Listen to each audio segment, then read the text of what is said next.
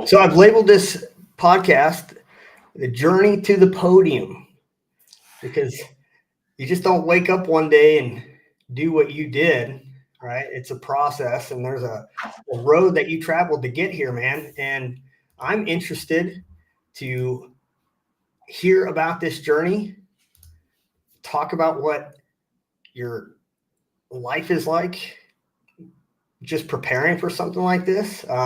You've got a unique story, and we're just going to go down the list, man, and introduce you, Francis Cologne, for everybody who doesn't know.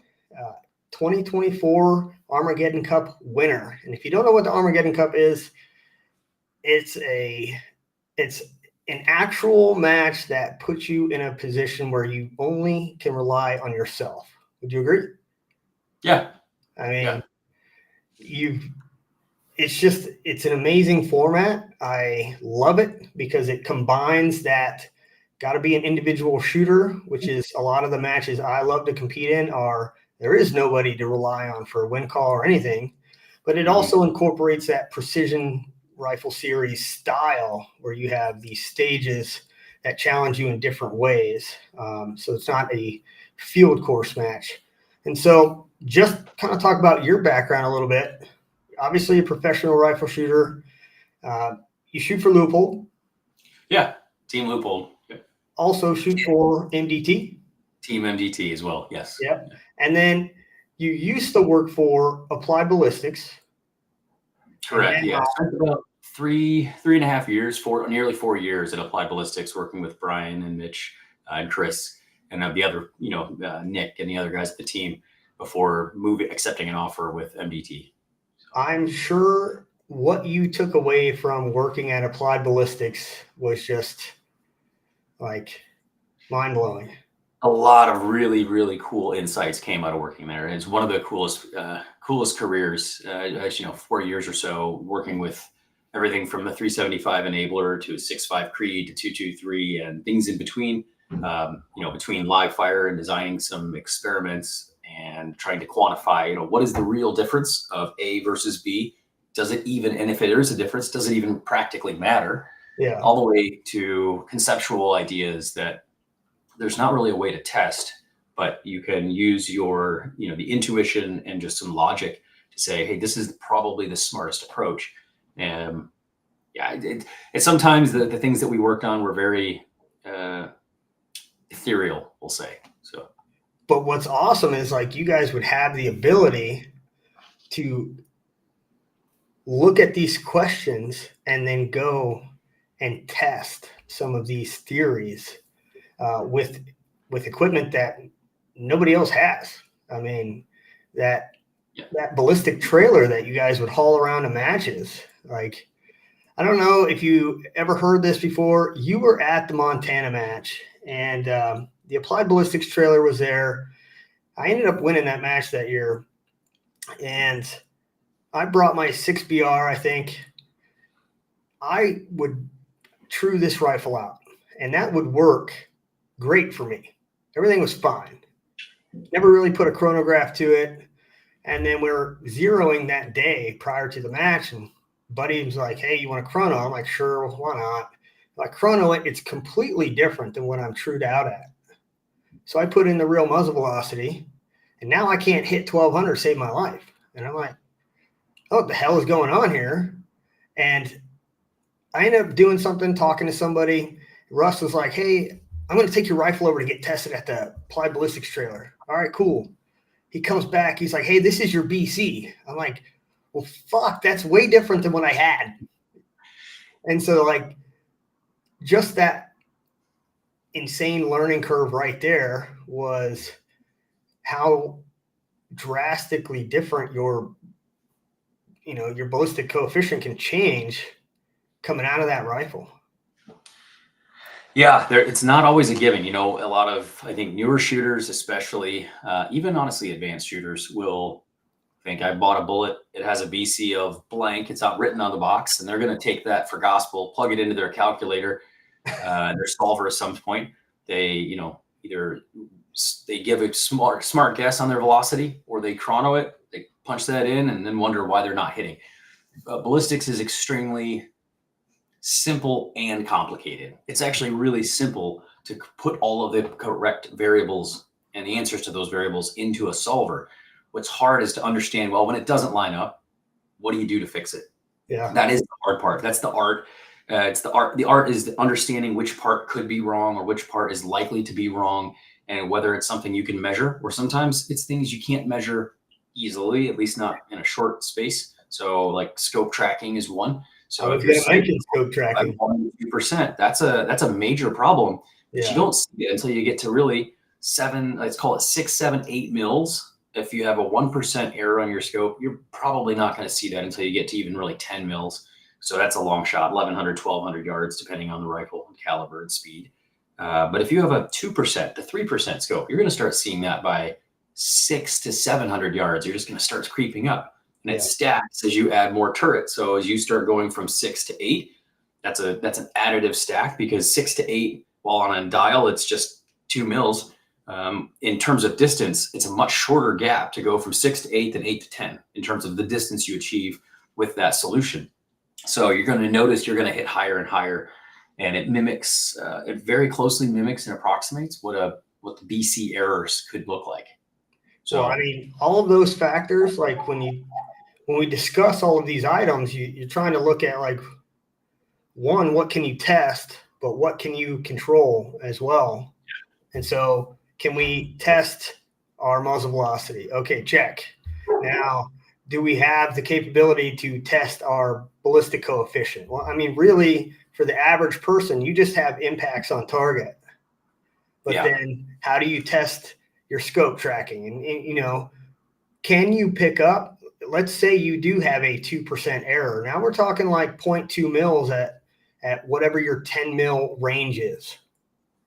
And depending on the caliber, you know, that could be a pretty fucking good distance out there.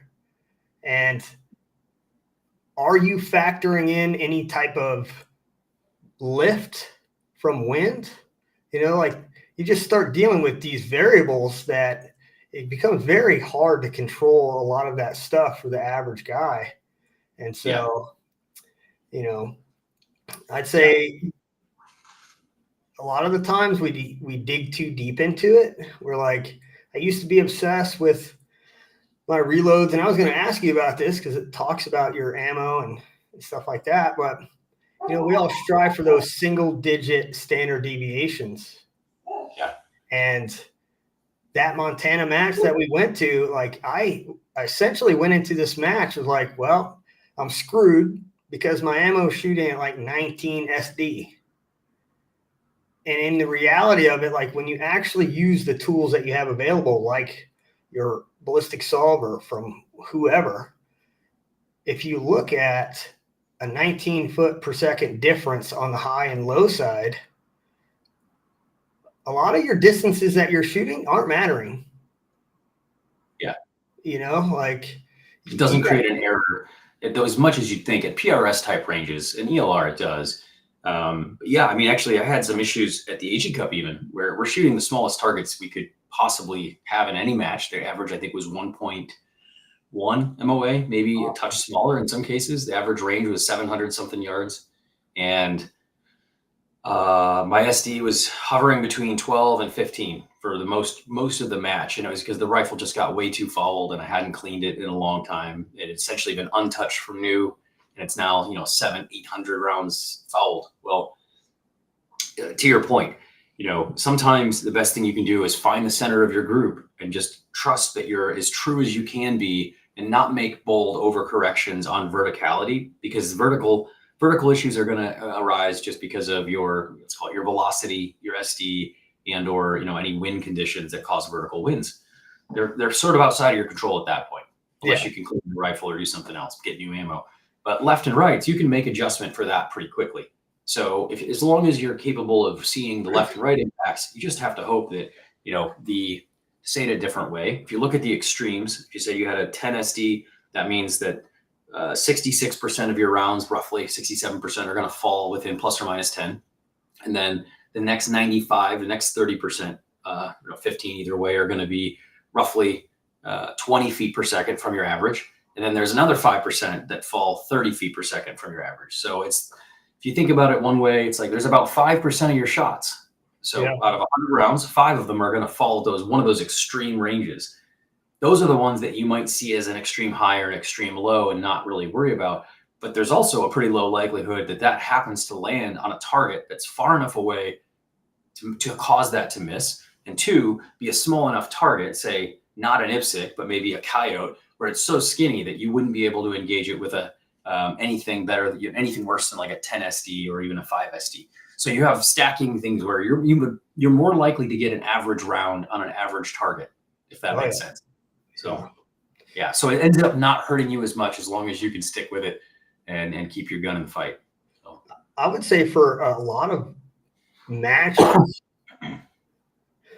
would you agree the average target size is somewhere between 1.5 and 2 MOA? Yeah, for sure.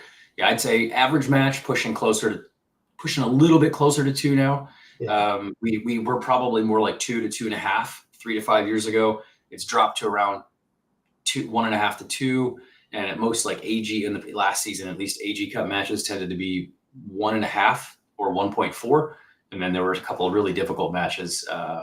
Like Clay Blackadder has a really cool match that he did one year he did a constant 1.35 to 1.5 range targets, and they were all scaled to their distance. So you'd get essentially 1.3-ish to 1.4 from 300 out to about 500-600. Then from 5.6 to about 8, you'd have 1.4 to 1.45 MOA targets. And then beyond that, you'd go 1.45 to 1.55. And it was, it just scales with the sort of the unknown variables. And that was one of the most fun matches I'd ever shot because every target was identical in angular size. So you're testing your rifle system, your ability to keep on it with wind and call the wind to within the angular size of the target.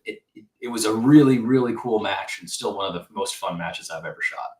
So now he has a big small that's similar. It's like a 2.5 MOA with a 1.5 or a little smaller MOA next to it. And everything is a big small.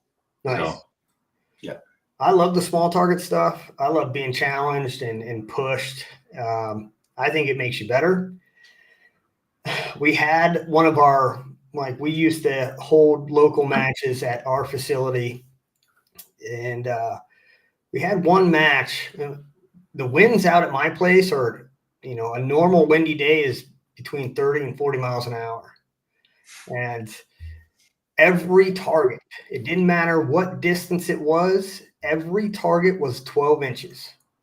And so there could be some 300-yard targets. There could be some 700-yard. It didn't matter. It was a 12-inch target for everything. Mm-hmm. And I believe, if I remember correctly, the max score that you could get was 80. There was 80 rounds for this one-day match. The top score walked away with a 23. That's how brutal this match was. I mean, I didn't intend for it to be that hard. It just kind of happened that way. And you could see people's faces of like utter sadness, but everybody was going through it. It wasn't just isolated to certain people. You're talking about like everybody is dealing with the same shit. So yeah, exactly. So I read a little bit, my podcast co-host, he is a huge golfer. I mean, got the indoor simulator, just practices shit, tries to teach me how to swing, and I just slice that shit like it's cool. So you were a golfer before professional shooter. Yeah, I was I was a golf professional with my PGA teaching card for 8-10 years. I worked with a company called TrackMan. So, if you watched golf a lot on TV, you'd sometimes see that little line that would show up on TV and show you how fast, the ball left, how far it went, and some stats about that shot. That's what TrackMan essentially was known for. And so my role there was to basically sell a little box and train people how to use this little box that made them better golfers. You make a swing, it would tell you a bunch of data about your swing and how the ball got to where it went. And you would take that data and say, make these changes, try to change this number, and hopefully it's the right, you'll see it moving. So it's kind of, quantified performance, quantified training programs where, you want your face angle at this degree, You want your attack angle at this degree, your club swing plane to be at this. And if you mix all those things, you end up with just, this describes, the perfect physical impact. And then the ball should result in this flight.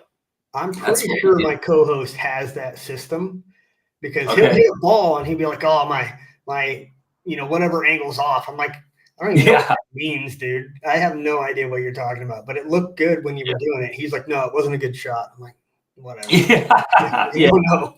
All right.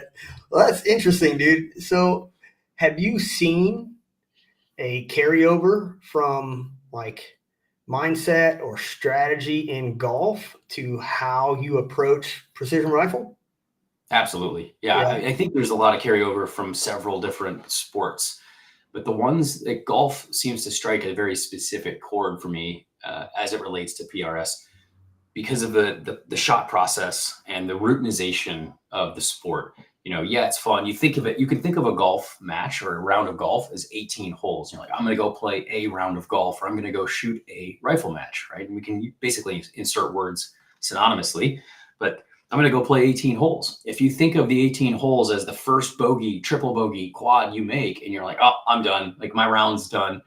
And you imagine the first time you drop 5, 6, 7 points on a stage, oh, my match is done. Same mindset, right? It's actually 18 holes that you can compete against yourself consistently. Yeah. You might have 1 or 2 bad ones, but if you stay with it, you never know. And the old thing that, Chad and I in our podcast will talk about is miles to matches, is that you don't know if you have a series of events where the error is going to happen. It could happen off the first hole, first stage, or it could happen the very last shots you fire. And you don't know. It's anywhere in between. So a perfect match or a perfect round of golf, you can go all the way to the very last moment before you have that sort of pseudo train wreck. Does it negate all the work you put in for the first 17 holes or the first 19 stages? Not at all. Now, contrary to that, you could have a really bad stage to start or a really bad hole to start, and the next 17 holes or 19 stages, if you're in a PRS match, could go flawless. Yeah. Does that first error mean that you didn't shoot a great match?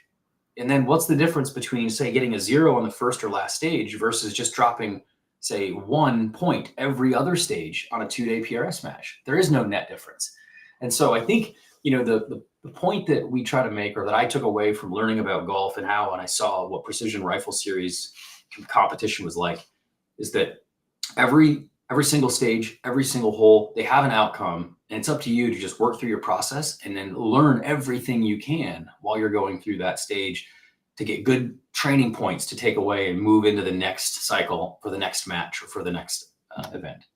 If you're not taking away anything on a given hole or out of a given outcome, you aren't learning, and you aren't really giving yourself a chance for future success. You're just robbing yourself of that, because it's everything you need to work on is in all the mistakes you make along the way. Oh, 100%, right? We learn through the failures. Mm-hmm. And so every stage is an opportunity to learn something and try to make that application the next go at it. No, I agree, man.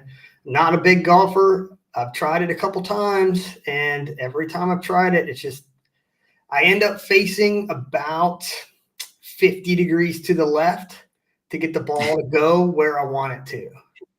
Yeah. So, I would give you some tips, but they're a little hard to communicate over here. It's man, I understand. I understand. And then when you get, people who know what they're doing behind you, kind of like waiting, you're like, all right, fuck, where's the beer cart? I'm gonna just chill. So how did you discover PRS? Like, it was relatively not that long ago, what, 6-7 years ago now?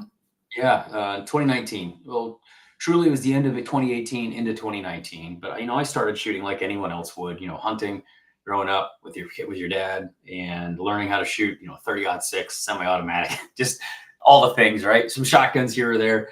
I got out of college. I didn't shoot much while I was in college at U of M. But when I went back and got my PGA certification, I bought a rifle because I was closer to hunting areas. I bought a 308. I started shooting a 308, longer range. At first, 100 turned to 200, which turned to 300, and then I was hitting a piece of steel at like 350 yards. That was like 3 to 4 years of my shooting career, was sort of learning how to just hand load and hit targets at 300 to 400 yards and thinking, yeah, I'm a long range shooter. Well, it wasn't until my buddy Jimmy kind of got me. We found a place mutually. We found this gravel pit that we could go shoot at, and I'm like, you can shoot a lot longer than 300. Like we can see 700 yards. And then we found this local club that could go to 1100 yards. And our eyes, just you can imagine. Anybody who's gone through this can imagine what this is like when you first think 100 to 200 yards wows you, just blows your brain that you can hit something that far away.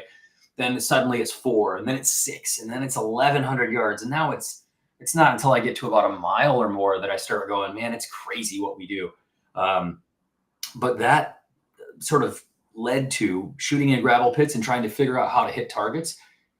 I competed a lot as a kid between 3 different sports, plus in college at U of M, I played billiards. And so I was on the club billiards team. We travel around and go play matches. I miss the competitive spirit that I used to have when I was in high school and in college. And I think I should get that back. And then I just happened to hear about these PRS matches, saw them and went, wait, so I can shoot targets at a long range and I can kind of compete to see if you're good, while also maybe even winning something cool. If you do well, you get a trophy. All right, this is a good way of use of my time. And I don't have anywhere else to shoot to go to 1,000. Might as well go to these matches. Hell yeah. So that led to finding the PRS. And that was the end of 2018. I shot a one-day match that was not actually a PRS style match. It was sort of a pseudo PRS match through Rainers Range in Ohio. And that was the first competitive event that I had gone to in a bolt gun match format. And I remember placing mid-pack and just thinking, I'm not as good as I thought. And I have a long way to go. And so I redoubled my efforts and said, I'm going to commit to this. And it was like New Year's Eve or the day after New Year's in 2019. I signed up for 5 matches the same day, the same minute, and just said, I'm going to commit. Signed up for a bunch of them. I had a custom rifle built. A modified one I had, which was and then a 6.5 Creed. And just started just moving forward, trying to say, I have to do this. And just took whatever came at me and said, I'm going to run with it and just see what I can do to compete. That's awesome, man. And that started the journey that we are now on, which is, trying to work towards world championships. And yeah. You got, dude, this coming up this year, you're going to do it. You'll be good. You'll be good. So when you say U of M, is that University of Massachusetts or? Oh, University of Michigan in Ann Arbor. Oh my God. If you'd have told me that before I got you on the show, I wouldn't have had this podcast with you. Yeah. I didn't know that I was bringing a Wolverine onto the show. Yeah. What are you a Spartan guy? No, bro. I'm worse. I'm a Buckeye. Oh, worse. Which one? I'm a Buckeye. Oh boy. Yeah, you're right. We definitely would have had some challenges. So that McLaren jug is just turning over. So with I don't want to get off on a tangent because I notice how precision rifle shooters are just, from the majority that I've met, I'm a pretty insane fan when it comes to Ohio State football. And so we'll be at matches on a Saturday and it's like shoot a stage and then I'm watching the game. Yeah. And people are like, what are you doing? I'm like, I'm watching the game. What do you think I'm doing? Like, somebody decided we should schedule a match on a Saturday, Are you into football or are you part of the precision rifle group that is like, football, whatever? No, I watch football occasionally, but it's really infrequent. So, I have so many other things that I'm trying to achieve that watching sports just became wasted. I'm not going to say it's a waste of time. There's a lot of enjoyment I get out of it when I do watch a game here or there, but I just find I'd rather be out in the field doing something, working at my reloading bench. Sometimes I'll have a game on or I'll be watching Netflix or some, YouTube video that I'm trying to learn from. But I try to, whenever possible, I try to learn as much as I can about what I'm doing. So I'm smart with the time. The drill. You're up at all hours doing a bunch of things.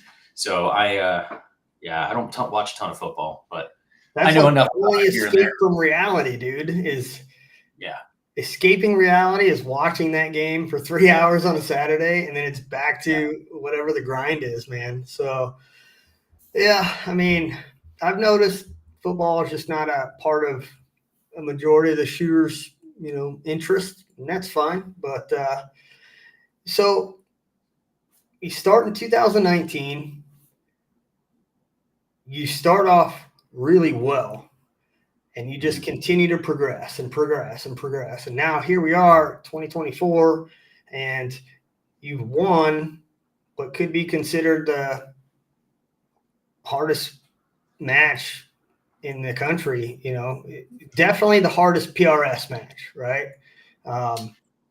You know, by a long shot, I would say, just on target size, on the position that you're put in terms of like not being around other competitors.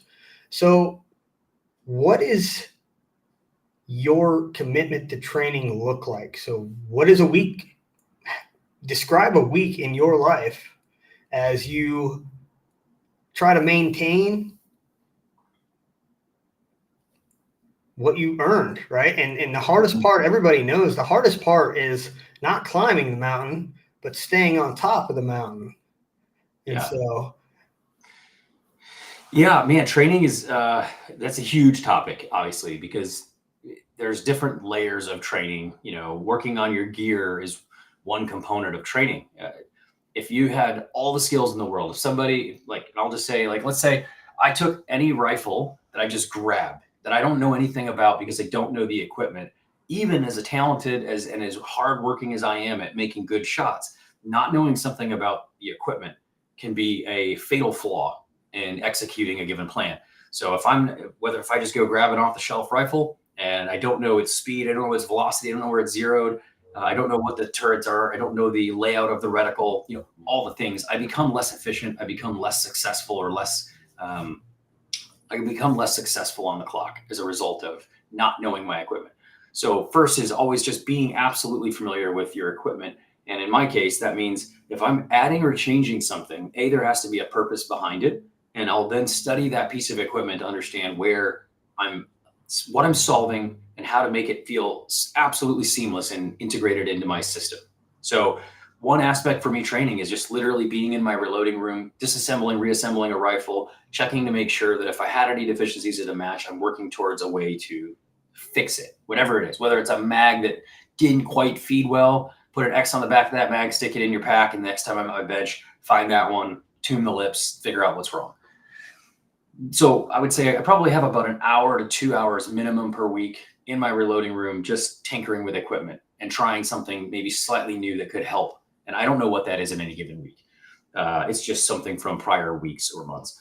But then in the field, now I would say dry fire versus live fire. I used to dry fire a ton. I mean, 10 to 1 to 100 to 1 because it was free. I could do it when the time allowed, whether or not there was daylight. I could just throw on a flashlight, put up a small target, and just sit there and just drop firing pins with perfect fundamentals over and over and over, to the point where an entire motion sequence was absolutely normal. Like I can drop into a PRS barricade and just run through it, you know, bag down, rifle down, one, snap two, up and over. I'm in my brain and in my body, I can feel the exact motions that I'm taking on a PRS skill stage barricade, so that I'm very efficient. So I would practice that for hours. In fact, before one of the finales, I think it was the 2019 or 2020 finale, I did it so much that the next morning I couldn't walk. I did 300 or 400 consecutive PRS barricades over the course of about 2 to 3 hours.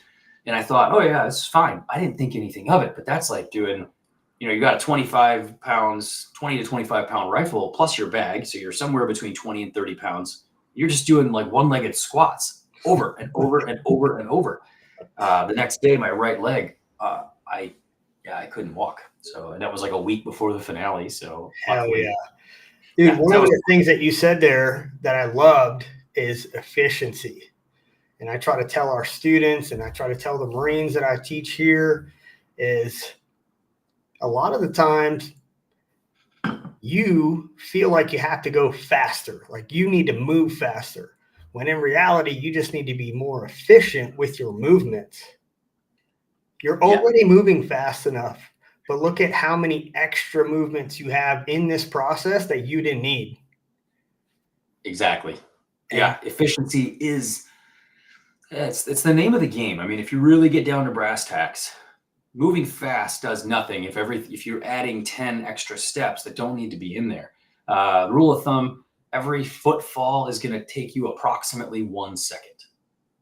So if you shuffle your feet, just one move of your foot, it's going to take you about a second. So let's say you have 10 extra footsteps over the course of an entire stage. That's 10 seconds that you could have cut off of that time that could have been dedicated to making 10 better trigger presses, watching or processing information for 10 seconds more. And that's just 10 footfalls. If I would challenge anyone to videotape any sort of 3 to 5 position practice stage, there's going to be more than 10. If they don't already know efficiency, there's going to be more than 10.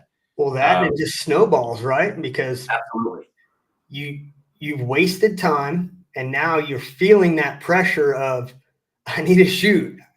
And it's like, it's such a hard habit to break of just take your time, because missing fast is still a 0, and the big one that always gets me, and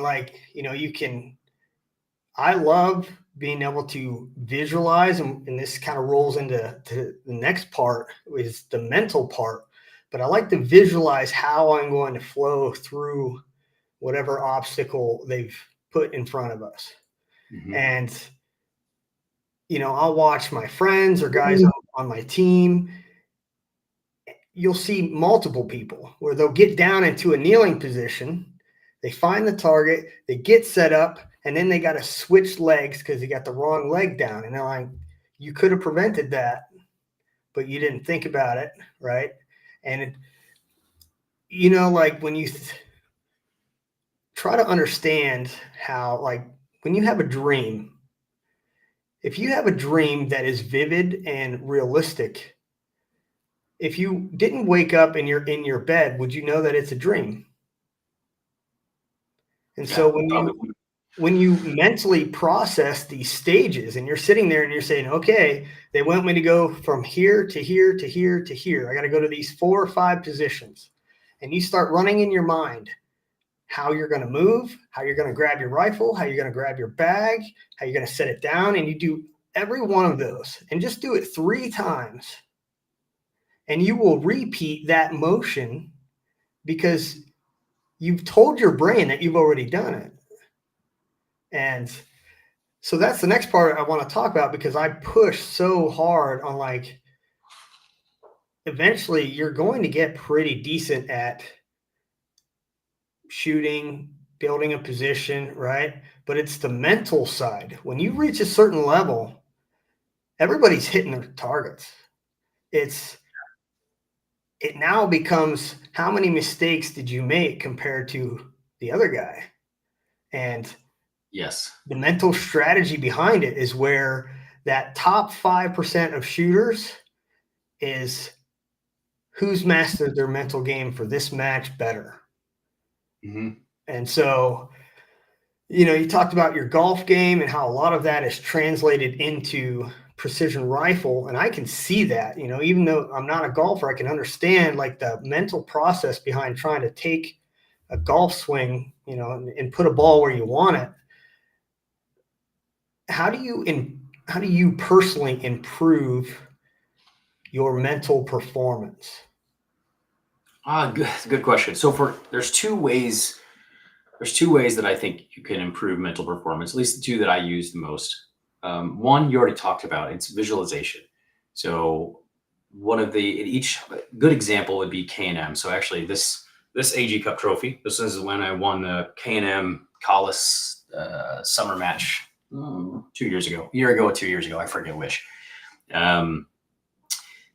Because I had shot at K&M a few times, I went to bed prior to that match for almost 3 weeks, just going stage 1. I would close my eyes and go to the far left prop on the range, close my eyes and go, it's the tires. And I'd be like, I can see it now. So there's 5 tires. All right, big tire, 1 shot, 900 yards. And I would just literally just sitting in bed, just close my eyes and imagine mod prone off the big tire on the left, mod prone bag off of the small tire that's 90 degrees. Next shot off the tire that's front to back, that's small. Then the tall tire in the middle. And then keep repeating that. They're through the 6 props that are located down there. I think there's 6. 1, 2, 3, 4, 5 total. 5 tires. Then move that over to the prone and imagine the prone long range. And then imagine the PRS barricade, which is to the right of that. And then imagine the tank traps to the right of that, then the culvers, then the shoot house, then the upper level of shoot. Like literally, I can remember every single prop. So I would rehearse what it would be like to walk in and place a bag under any given prop position. Even if I didn't know it, I knew that there was a structure there. I would make something up in my brain. Just imagine there's something flattish that you can put a gun on and just, okay, cool. Like I did that for Box Canyon, never been there, but I'm imagining, okay, they've got a tank trap and I'm shooting across into a big hill. I would try to visualize, even if it's wrong, but loosely, what it would be like to be in those environments and just having 10, 20, 30 different shots over various different props. I would commit to doing that every night before I went to bed for 3 weeks. That's commitment, dog. That is commitment. It's front of mind right before you go to bed. Your brain's going to keep thinking about it while you're sleeping. You fall asleep somewhere. I've never made it more than about 5 to 7 stages.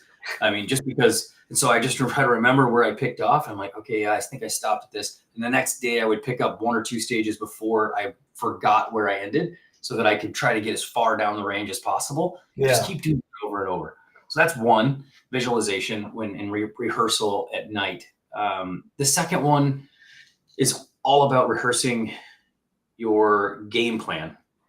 So I choose not to go into stages with preconceived plans early. Like, when I say that, I mean, you walk up and I don't know, anybody who shot a match or understands even a training scenario.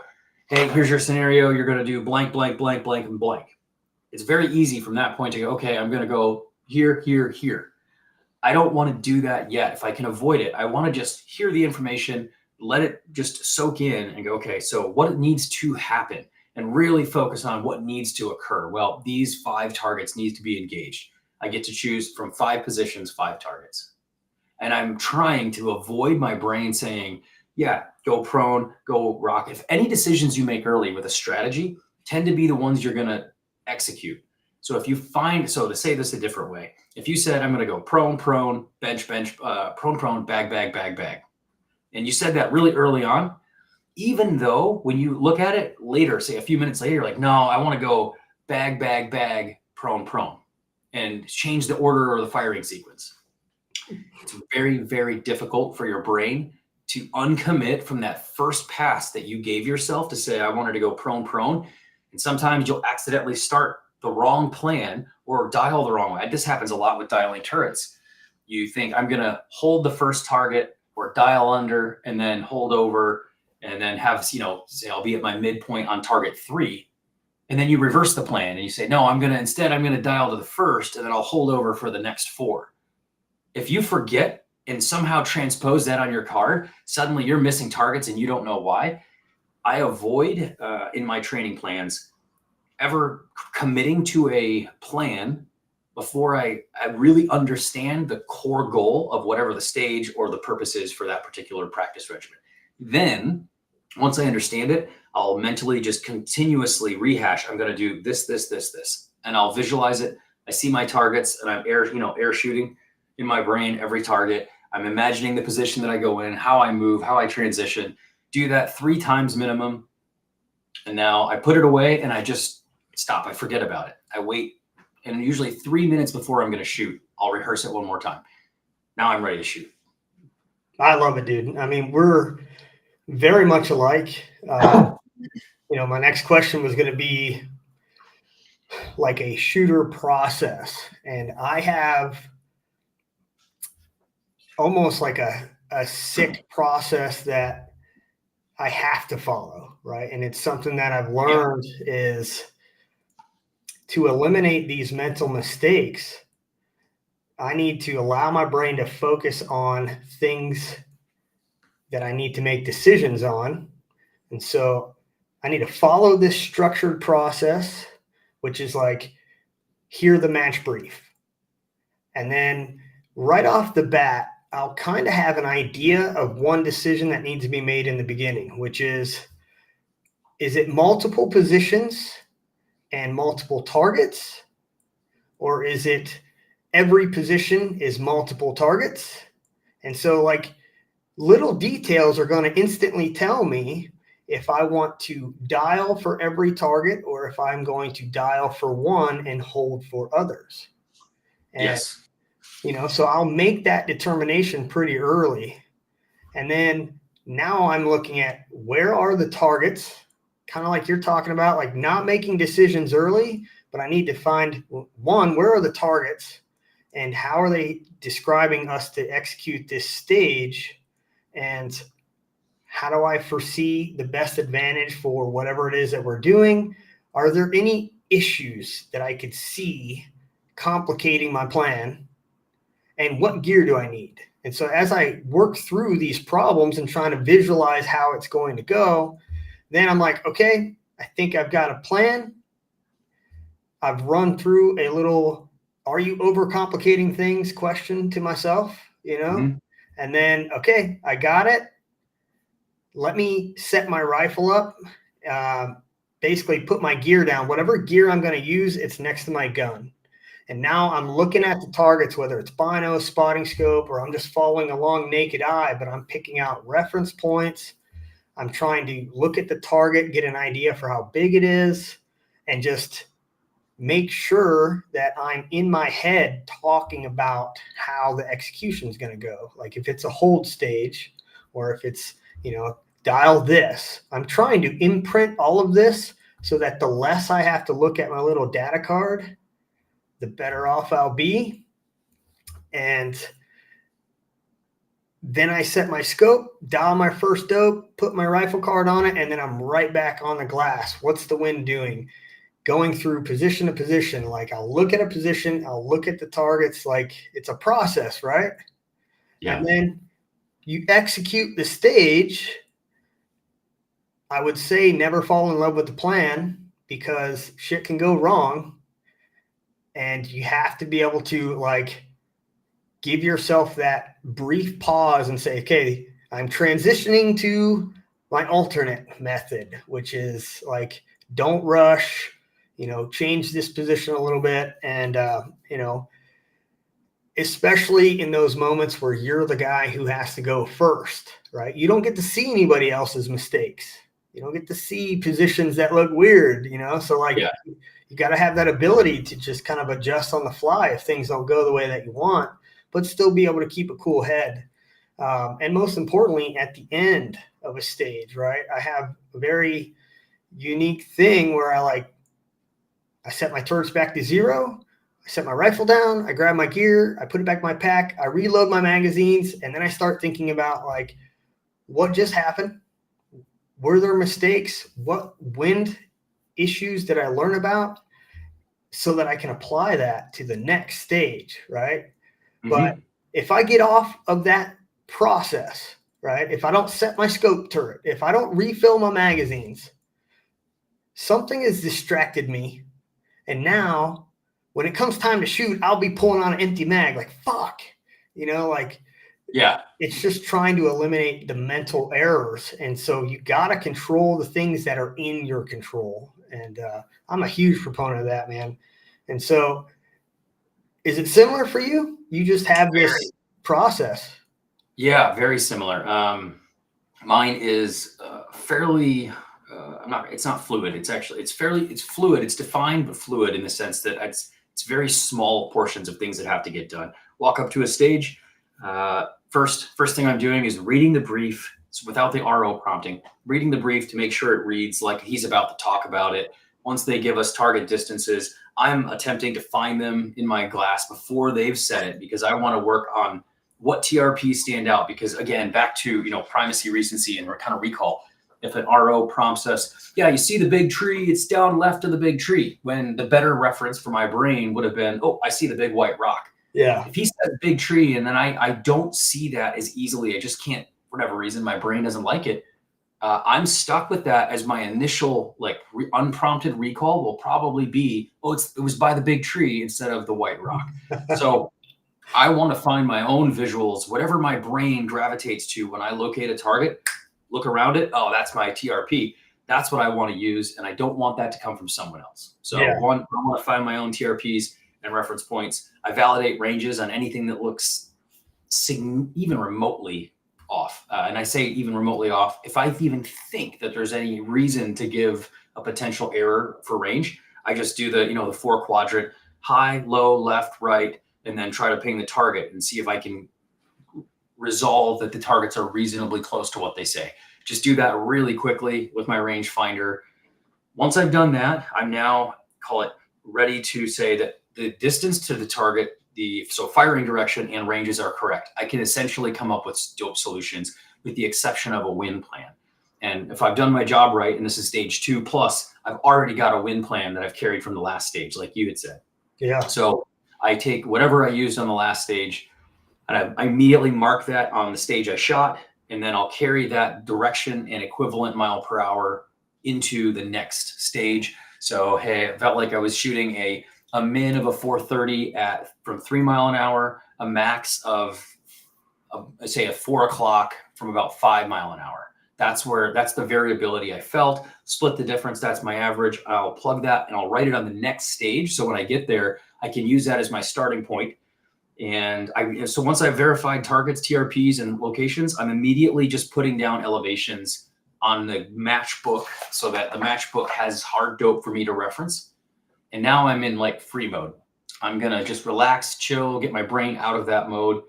I'm figuring out where I need to be for targets. If we can watch, which we can at the AG Cup, but normally we can spot a couple. I'm going to be on glass as much as humanly possible to just not watch where shooters miss. I could care less about that. I'm looking more for the dust signature off the target.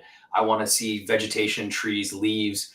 I'm feeling what I feel and trying to see, do I think that if I see a gust, if the shooter who has been on center is missing left now, hey, that's a good indicator. And only the first shot, especially for a good shooter.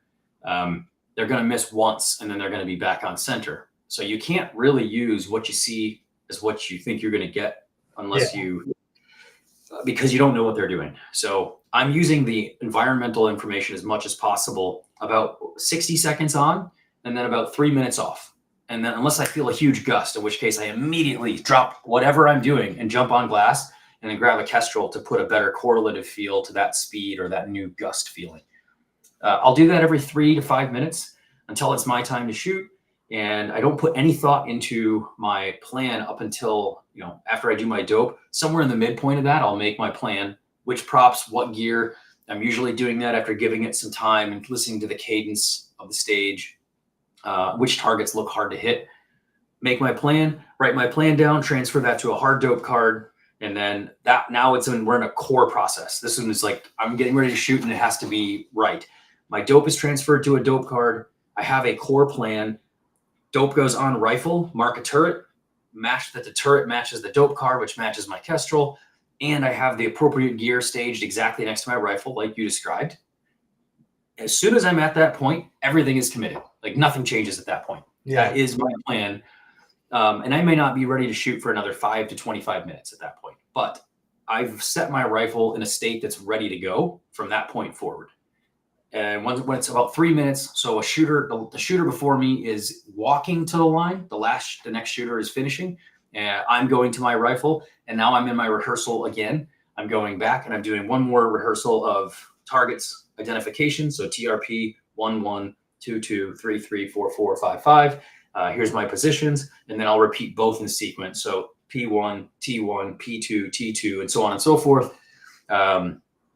By the time I'm done with that, there's probably 10 to 25 seconds remaining for the last shooter. I'm pulling my rifle cover, rifle up, gear in hand, walk to the line, and I'm staged, ready to go for a brief while they're picking up their brass. Yeah. Every time. Come off and done, shoot the stage, clean it, pick up your brass. As soon as my brass goes in my pocket, Durits, RTZ, chamber flag in, and then very next thing, off the line, drop the rifle down, go right to my matchbook, write the wind calls that I had in the misses, EWSP, elevation, wind, stability, and processor procedural errors. Make any notes on that stage for what caused misses. As soon as I have those, load mag, and then restow my equipment, repeat. Yeah. Yeah, I mean, it's all the same stuff, man. And, like the important part is that the process has to exist.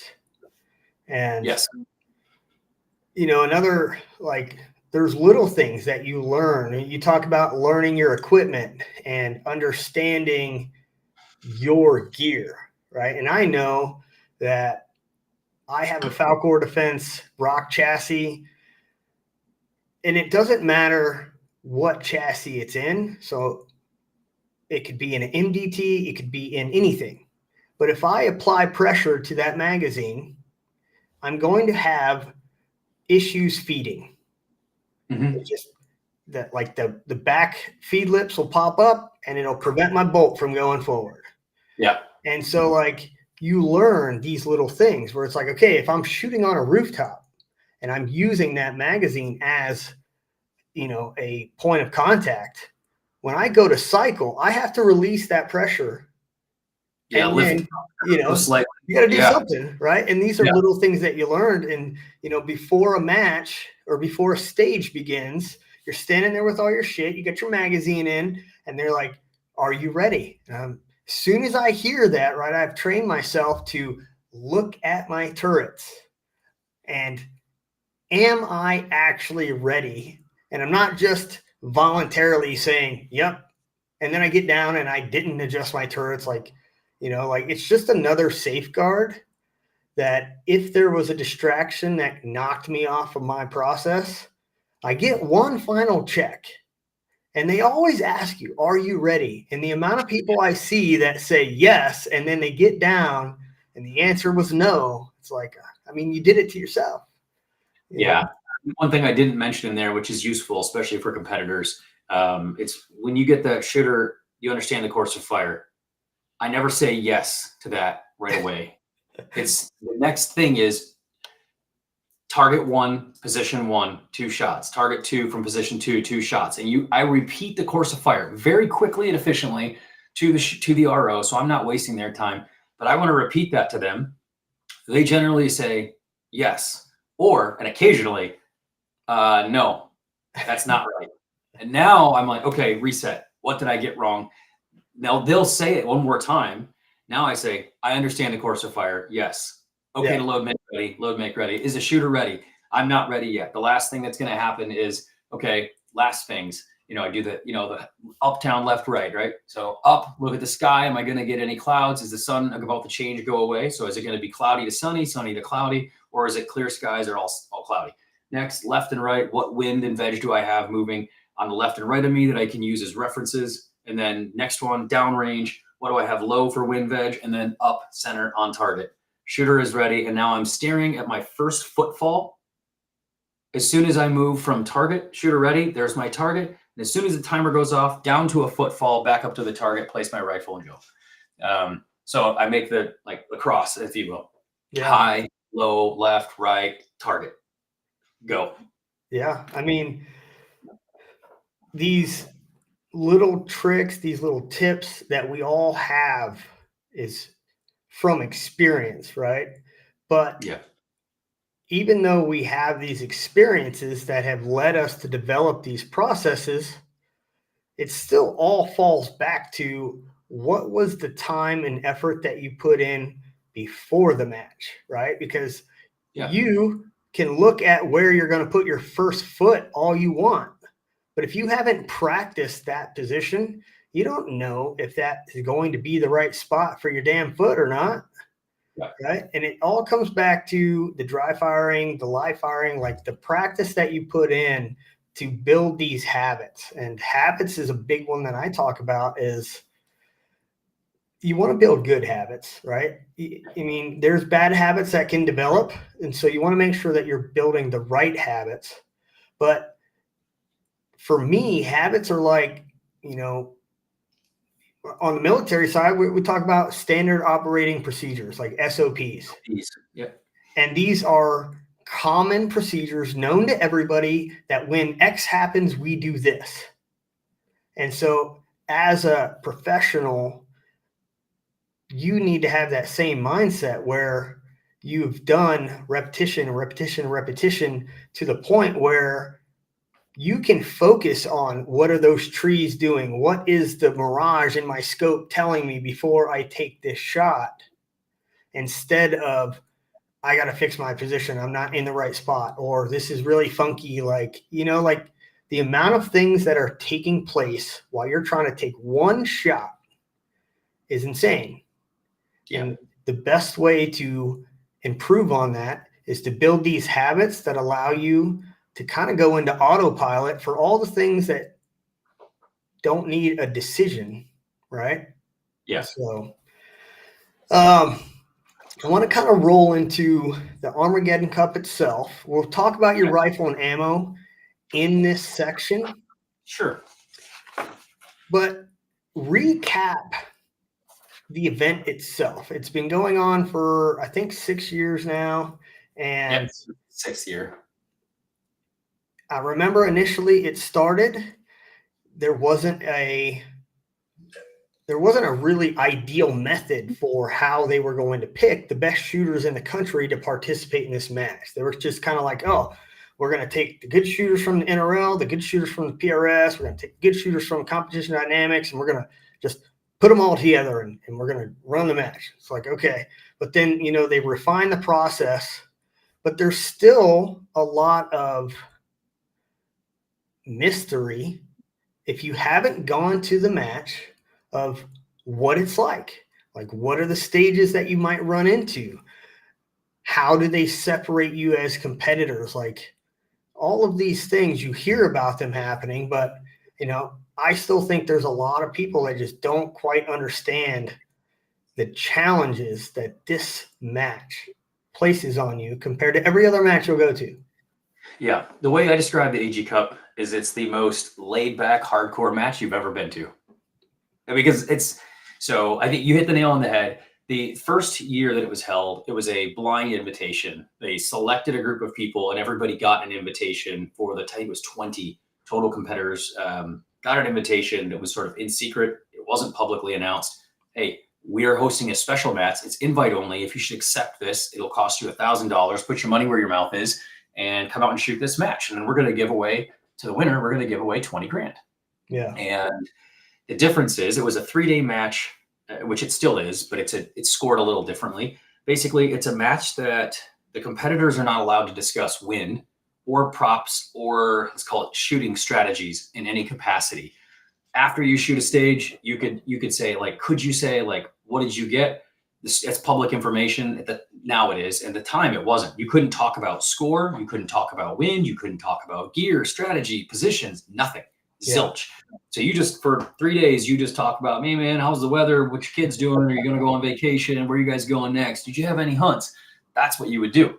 That was the one that I got to sort of watch from the outside looking in, hearing about it. And they go, I want to do that because that was my rookie season. So I didn't get an invite, obviously, my rookie season.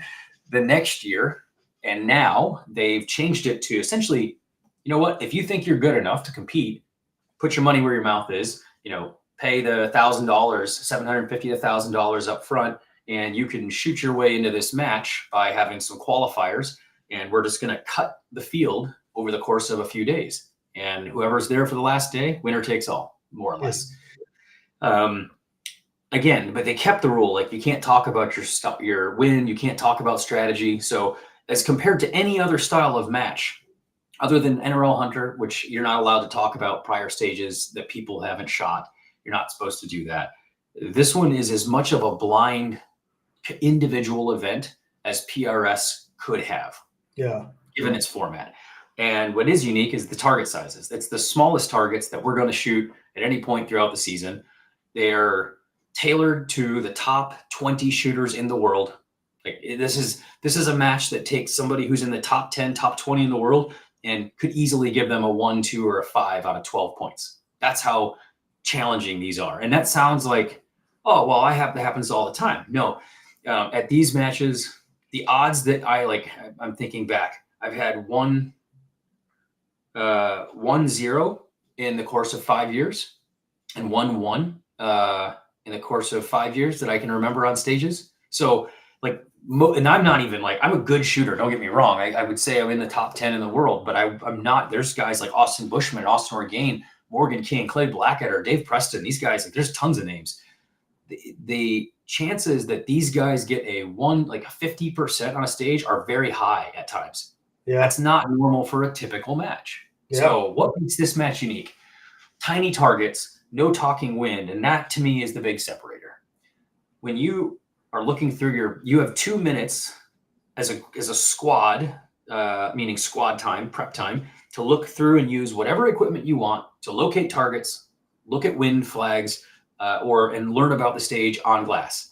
As soon as that 2 minutes is done, everybody puts their binos down, flips their scopes. You can't look through your scope. You can't look through your bino. You're just done.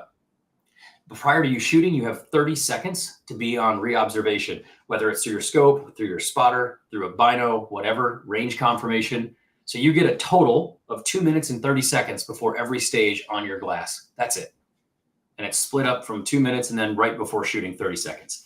So what makes this unique is that it's you versus you every single time. And you don't know if somebody has a bad stage, you have no idea why. Yeah. Did they have like something physically go wrong? Did they have a bad wind call? Did they forget their dope? Who knows? Did they choose a really poor position? You don't know. You're just trying to figure it out on the fly. So that's what makes this so incredible. The first 2 days now, you can pay your way in, but you have to make the top 10 or be one of the 5 people that make it on what's called a second chance. So, there were the first year, I think there were 75 or 85 competitors. 2 years ago, there were 60 something. We had 50 the year before that. And now this year we had, I think, 25 or 30 that decided to throw in, and it gets cut down to essentially 15 for the last day where everybody competes for all the marbles. Yeah. So, I mean, I love the format, dude. I think it's amazing. I didn't know about the 2 minute, time. I mean, that really puts you in a position of how good is your process? Because if you can't get ready in 2 minutes, bro, you're, things can go bad real fast. And so you have to be really smart to not be doing something during that 2 minute process that, like, if you get distracted and need to load a mag or something else, like, you can do that outside of that glass time. But if you don't use your observation time as observation, you don't get it again. You get 30 seconds. I mean, what I love most about it is, for the longest time, you would see these squads of like heavy hitters all fucking chilling together. And it's like, that's the top 10 squad right there, because everybody's sharing their damn information together. Whereas you got matches like this where it's like, it's just you, right? And I love that you have to be put in that situation and show up capable. I think it's great, man. I love it.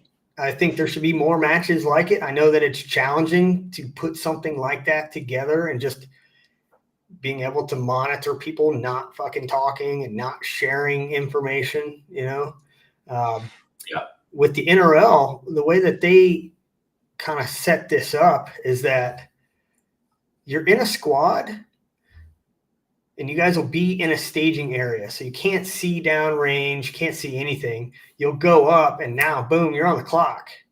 And when you finish that stage, hey, hang off stage right, you won't see your squad homies until they all finish. Yeah. So there's not an opportunity to talk to people. I enjoy matches like that, man. I think, it's a good, humbling situation to be put into.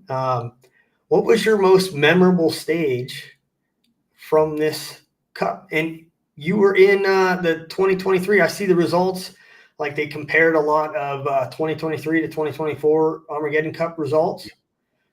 What was your most memorable stage out of the past 2 years? Like the one stage where you're like, and it could even be one that ate your lunch and you're like, damn. Yeah, actually, I was going to say there's two that stand out. I mean, obviously this year, the one that's the most memorable that I can recall literally every shot, it was the final stage.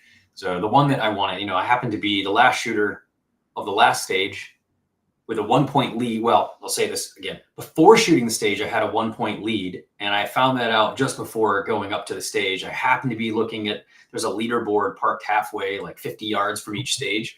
And I happened to be looking, I was in second or third, and then I see an update, and I go to the top with 1 point lead. I'm like, I should have walked away 10 seconds ago. But I walked up the hill, and I'm like, I think I have a 1 point lead, but that means that I have to clean this in order to maintain it. If I'm understanding the lead properly, I don't know what those guys are going to shoot, and I don't know what they did shoot. So I have to clean this stage in order to win. That was my thought in order to be at the top. I mean, clean or drop one, but you don't know. So I'm like, it's clean. And I can remember it's 300. It was 300, roughly 550, then around 650, 7, 8, and 930 on 1 MOA targets. Man, okay. And all skyline. That was the other kicker. These aren't berms. These are in field. So the first one's hanging against a tree line. It's a 3-inch circle at 305 yards or something like that. And it's on a strap, but it's against brush. So there's one. Then next is out in the field, and it's all field based. There are 6-foot T-posts with a 1 MOA popper or with a 1 MOA circle hung from the top. And if you miss, you're missing anywhere from 50 to 250 yards behind it. Yep. You have no idea. And it's tall. It's like 2 foot to 3 foot tall CRP fields. You have no idea. So you have to have a perfect wind call, or you have to see trace. But I remember watching every single one hit and then going back through, and the last shot, watching the flasher go off and go, I think I just won. And so that's the most memorable for sure. But the second most memorable was actually a learning point. And this comes back to having a process and not deviating, while also using that 2 minutes wisely. A buddy of mine, we were like, hey, do we know where the targets are? That's what we asked when we first got up. And we're like, well, it says 600 yards. So that means they should be somewhere along the end of that road area. That's the only place that you can see that are around 600 yards. This is right as we're starting our prep time. And I'm like, you mean the road that runs like at a 45 right here, right? And he's like, yeah, at the end of that road. And then I walk away, did something. The RO gives the brief and he's talking. He's like, yeah, they're just out at the end of the road. And you follow that along and there's your targets. So critical distinction. When you read the map book, we're supposed to be shooting circles or squares. I forget which now. I'd have to look back through it. One of the two, but there were both. If I look through binos and look at the end of the road, at the end of this sloped road, there are 2 squares or 2 circles. I think they were squares right here. But then if you keep going, there's a berm in space right here that has the opposite, has circles. These are squares, these are circles. And I remember going, I got into it and I'm thinking, yeah, I got the target. So I literally went, instead of staying on 2 minutes and then reading my match book, making sure the TRP, I looked at it. Yep, there's the circles. I've done this a bunch. Oh, all good. They weren't circles. They were squares. I walked away, did some other stuff, set my dope, checked parallax, made sure all that was good, got back on my glass. Yep, range is good. I don't know if range wasn't good. I must have just glazed over it because it's a 45-yard difference, 50-yard difference. And I remember getting on the gun, first position, bang, I'm like 7/10 high. I'm like, what?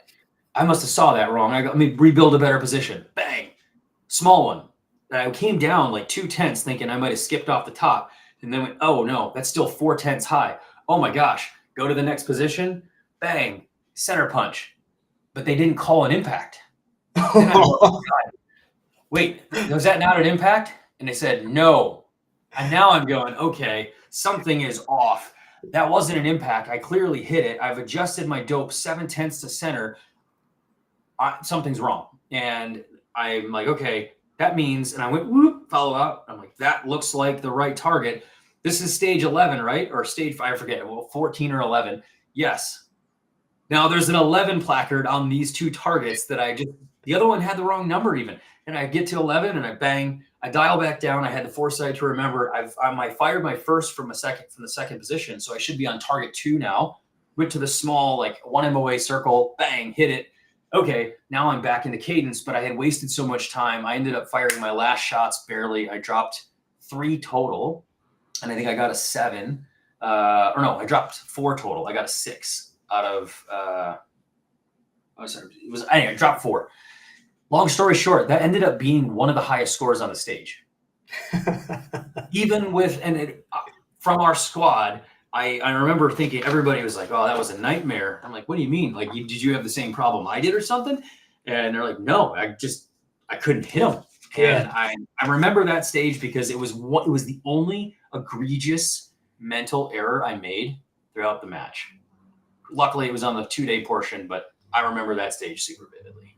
That's always how it happens, man. You remember those gotcha moments, right? Always, yeah. What would you say the average, if it was different each day, but what was the win like? It's in South Carolina, right? Yeah.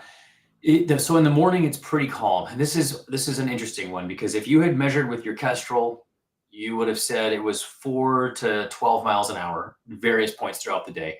Maybe started 3, 4, 5, and generally from, well, depends on where you were. You would have said from right to left in most cases.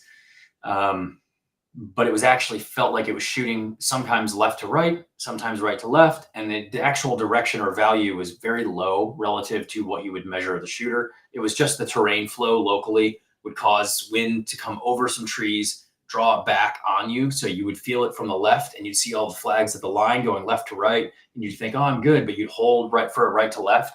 And if, again, since you can't talk wind, so this is where the big strategy change happens and how it changes people's perspective. If you could talk wind, I would have been able to talk to any shooter at any point and go, hey, what'd you hold? Well, 4/10 right or 6/10 right. Cool. It's definitely a right to left at that point. And then confirm that. But in this case, you could feel left to right, hold left, miss left, never know it, not see your shots, and be none the wiser. And so anybody on the line is holding their Kestrel up to the left. And I'm thinking, that's great. But all I would do is just say, it didn't matter what people were doing on wind. I just remember what I shot in the last stage. The chances that it shifts are, let's say, plausible, but let's just call it 50-50. I'm at least 50% likely to get an impact if I just use the same direction and value from the last stage that did get me hits. Let's start with that and see where it goes. And so that was my strategy through the weekend. Wind and terrain varied from 4 to 12 miles an hour. It was very cold a couple of mornings, down in like at freezing, 28 to 30 degrees, all the way up to about 50 to 60 one day. But man, it's a wide open valley type hill. So you end up shooting, across a valley. There's different trees and angles. So as you roll, it funnels in through valleys and then will pop up out of valleys. So you do end up with some odd terrain flow, kind of like you'd see out west, where you get a little bit of an either updraft or swirling that causes the wind to change direction and be almost dead in one alley where it should still be right to left. It's not. It just funnels up a cut, and it's just dead downwind. Yeah. So very odd. I mean, I can picture terrain like that. There's been a couple places like some of the matches Vibert used to hold up in Washington. Yeah. Mm-hmm. That Montana match that you and I were both at. There was that, I think it was day 2. There was that one stage where they had multiple stages kind of going up the hill. They had a stage all the way at the top. They also had a stage like right in the middle of the hill. You'd shoot off like a fence or something like that across this open valley on another hillside. And like you're watching people shoot. And like the first shooter's up there, he takes a shot and he's like a mil high. Yeah. He's hitting in the grass and he's not seeing it. And he just keeps launching them a mil high. And I'm like, what the fuck's happening? And then you watch the second guy, and I'm like the 4th shooter. So now I'm really interested. And like, this guy, second shooter, mil high. I'm like, there's something weird happening out there that's lifting everyone's projectile a full mil at 950. And it's like when you see these things happening, your first thought is that it's not going to happen to me. But if you don't trust what you're seeing after watching it happen to multiple people, you're going to make the same mistake, right? Yeah, you at least need to flesh out the root cause. Like the process, if I saw that, it would be immediately ping the target and try to get some range around the target, just to the berm, the hillside, in front of it and back of it, and get an average 4-corner quadrant off of that. So I know what's directly behind. I'm getting 985. The target says 940. Okay, that tracks. Right and left, I'm getting 950. That tracks if it says 945. And then short, I'm getting 930. That target's probably at the right distance. Yeah. So I'm not a mil high in any of those scenarios. So now it's something else is going on. Something else, man. Yeah. And it just goes back to like, visualizing this area that you're talking about and like dealing with some of the wind in terrain like that, I always sit there and start like trying to give a little extra attention anytime we start shooting over like little valleys or, terrain features, just because of the experiences I've had where I didn't give enough attention to those situations and they would end up biting me in the ass somehow, So with your rifle, I just want to know first and foremost, because I'm looking at this big write-up on you on the Precision Rifle blog, and they have your rifle listed as a 6.5 Creedmoor, but then they have the magazines that you're using as 6BR MDT mags, and I'm curious of how those are working together. Yeah. So that's originally when Cal wrote the article, he just pulled my bio off of the PRS site, and which is 6 dasher mags, et cetera, et cetera. And I sent him a note and said, hey man, I didn't run a dasher. I ran 6.5 Creed in this one. And I didn't actually look to see that he included the mag as well. It was just, I used a 12 round MDT Creedmoor mags or 308. So yeah, that's one thing I'll send him just for future reference. So guys don't actually go in and buy the BR mags thinking they're going to work with 6.5 Creed. So when I read this, I was trying to figure out like which one is the mistake. Is it the magazine or is it the rifle? I actually chose the rifle as being the mistake.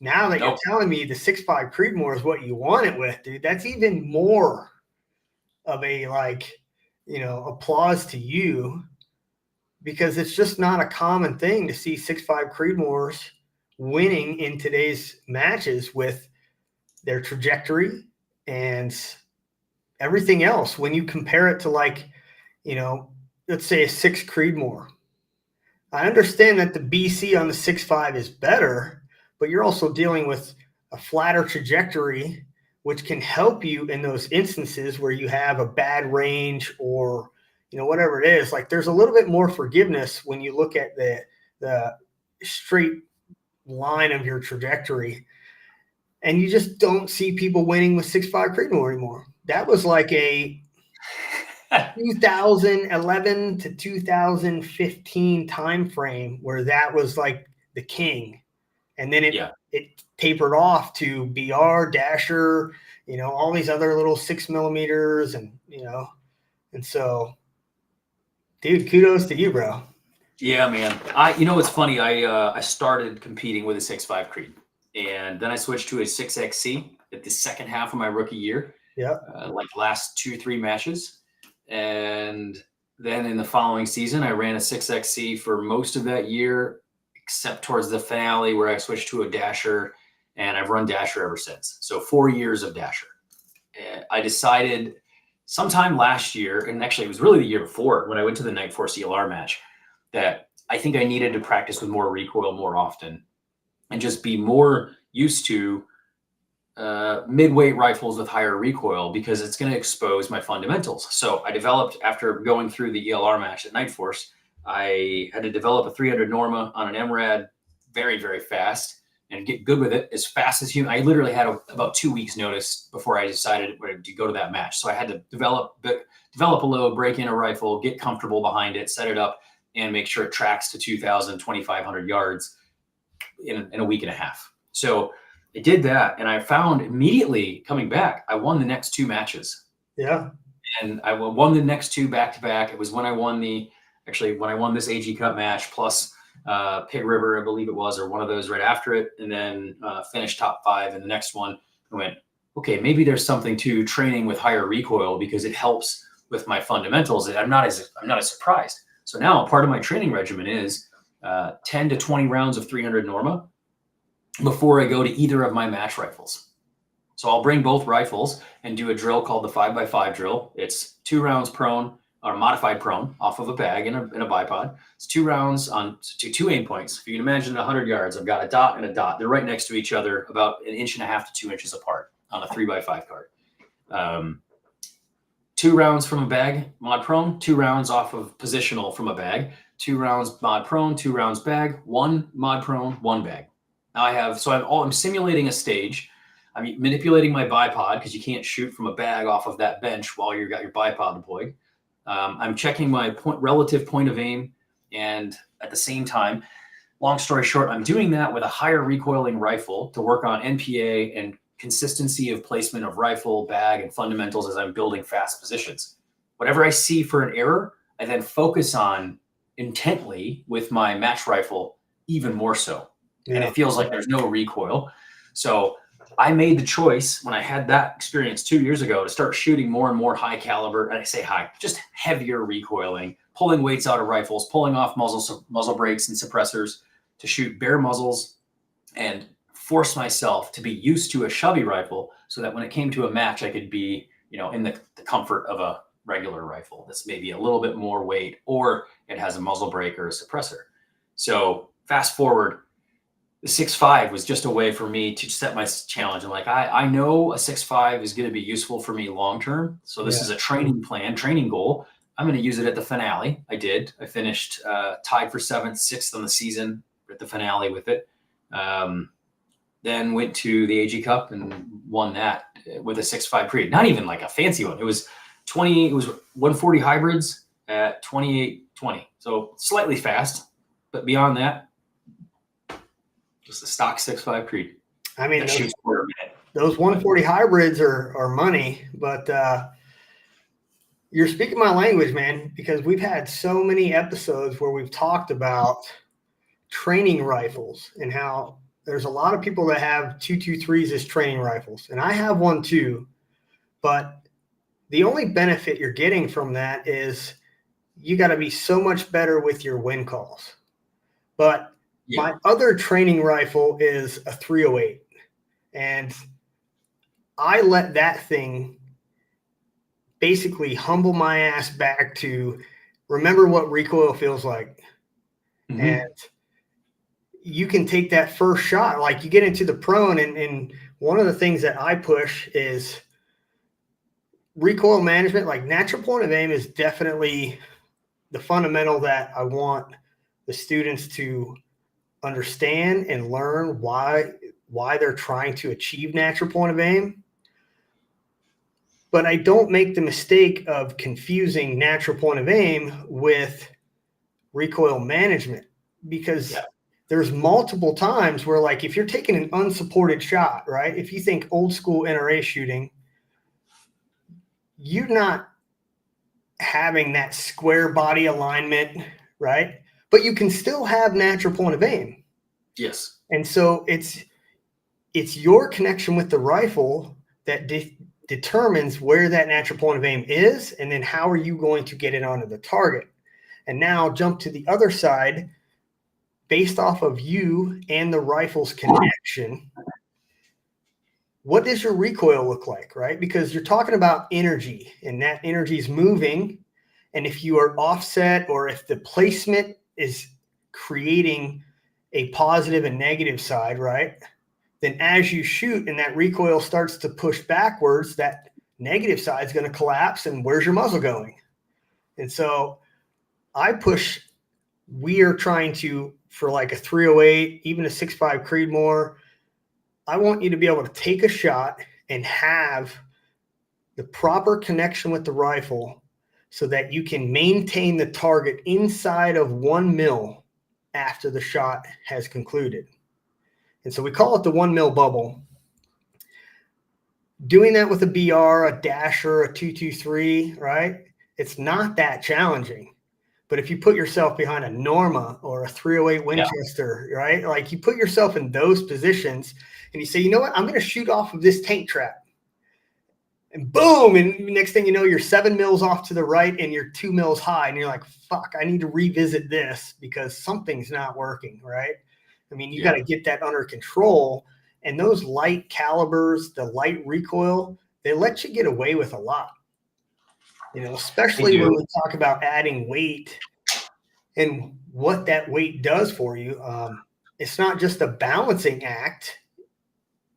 It's also helping reduce the recoil that you're feeling, right? And so I'm all about the heavy recoil training rifles, man. And I'm down for the cause. I wish more people do it. I remember we Yeah. used to have 308 only matches. It used to be a thing. Yeah, so if I'm looking through my reticle, this is the PR2. Yep. I expect that my reticle, so this is not using the target. If my rifle reticle ever touches anything in green, I've done something wrong. I love it, dude. Off of any position. Yeah. If I fire a shot, if my reticle, the target is touching any of those bounds and my aim point crosses more than 0.75 up or more than half a mil left or right, I've done something wrong. That's a great standard. Yeah, I love it. And then doing that with a 300 Norma even prone, it's a challenge, even modified prone. But I generally know that if I'm high and left, I have a problem with cheek pressure. Yeah. More often than not. Or I'm soft shouldering it. I don't mean like a soft shoulder, meaning one, it's either giving way and slipping, which is unlikely, or I'm pushing too hard at an off angle and it will force the rifle to the left post shot. So I'm pushing, off axis from the rear. Pushing to the right will cause the muzzle going left. Yeah. Or I have too much cheek pressure, or both. That's the one that I fight the most because that system, I use an MRAD in 300 Norma. It's not a Mark 22. It's not set up for my shooting, my optimal shooting. It's very good, but it will push too hard in this area and it causes too much down and right motion of the buttstock. So I have to really hold the bag in to keep my face from applying a counter pressure. Yeah. And it has to be rock solid. So it's one of the things that I would actually even offset the rings a little more and get jaw weld, but the cheek piece is a little wide. So I enjoy when you start to understand something or you say, okay, here's the goal. The goal is to stay within 0.75 here. And so then you take a shot and it doesn't work. And now you're going through this process of like, why the fuck did it go this way? Yeah. Oh, hey, drop your cheek piece for me and take a shot and let's see what happens. And student drops the cheek piece, takes a shot. Oh, I was able to stay within 1 mil. I was like, well, that's because your fat face is pressing into the rifle, you got 9 to 10 pounds pressing straight down at the rear. And you're trying to hold up with your fingers for 15 minutes before you break a shot. Yeah. That's going to be difficult to maintain. And it's not just right and left either. You can start digging into up and down and like, why did you go 3 mils above the target? Is it your bone support? Is it how you are using the bag in the rear? I mean, the ability to start breaking down your own deficiencies and how to correct them and what's actually happening it's a whole nother journey in itself, man. And so yeah. With the guidance for new competitors, what would you say? I mean, I think you're a special case. I got into precision rifle shooting while I was still an active duty Marine sniper. Our platoon sergeant was into competitive shooting. He grabbed us one day, said, hey, we're going to go shoot this competition. And so as a Marine sniper, you're kind of like built up into this, you're the best in the world. And then you go to a competition and you proceed to not only get beat by like a dentist, a doctor, and a computer programmer, but everybody else beats your ass while you're there. And you're instantly like, there's a decision to be made. And it's like, if you're that competitive guy, you're like, I need to get better, And if you're not, then you're like, well, I'm never fucking coming back because I can't be put in this position. And so we got thrust into this and I instantly fell in love with like, one, I didn't want to keep getting my ass beat. And if they were better than me, I wanted to know why. Mm-hmm. And, just like my journey has been happening since 2010. And the lessons learned along the way was like, a lot of these mistakes were self-inflicted or like trial and error. I was shooting a 260 and I had the Barrett MRAD back in 2013, 2014. I was also teaching for Barrett. So I was using the MRAD for competition. It wasn't really built well for a competitive rifle. You couldn't balance it. The length of pull was really long. And I had a 260 barrel. 6.5 Creedmoor was the rage. And I was like trying to go against the grain. I'm like, I'm not doing it. It's 260 for the win. And then people started shooting like 6mm. And I'm like, well, damn, they're all having really good success with 6mm. So I started looking at like using a lighter bullet for 260. And so I used 107 grain SMK out of my 260, thinking that that flat trajectory would be better, you know, but like I was still, you know, and I'm still a student today. I still learn every day, but the learning curve back then was a lot fucking steeper going from like military to civilian. I got my ass beat using that 107 grain bullet. I mean, it was so bad. I think it was like I placed 75th out of like 80 shooters at the NorCal tactical precision bolt match. I mean, it was embarrassing. And so now I got to go back and say, like, what happened? Like, you know, like, so my lessons have been some self-inflicted wounds, trying things that I thought were going to be great. And then, you know, as I progressed, like, oh, okay, like, what the fuck is Jake Vibert doing that I'm not doing? Right. And then at one point, I forget who it was. We were at a Utah match.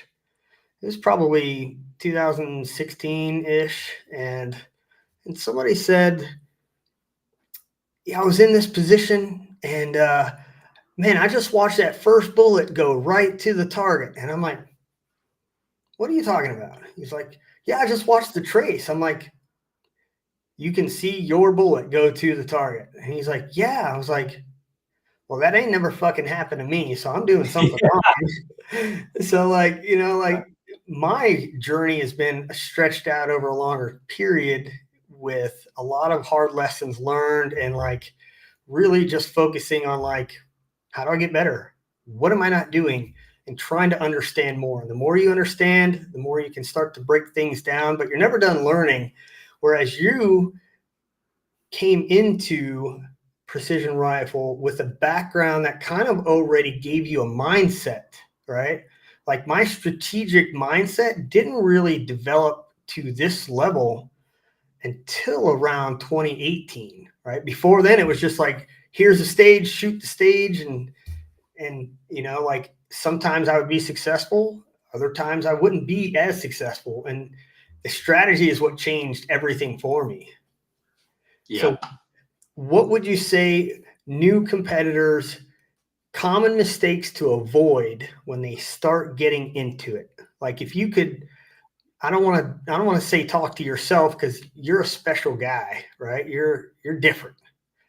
Yeah. You're average new.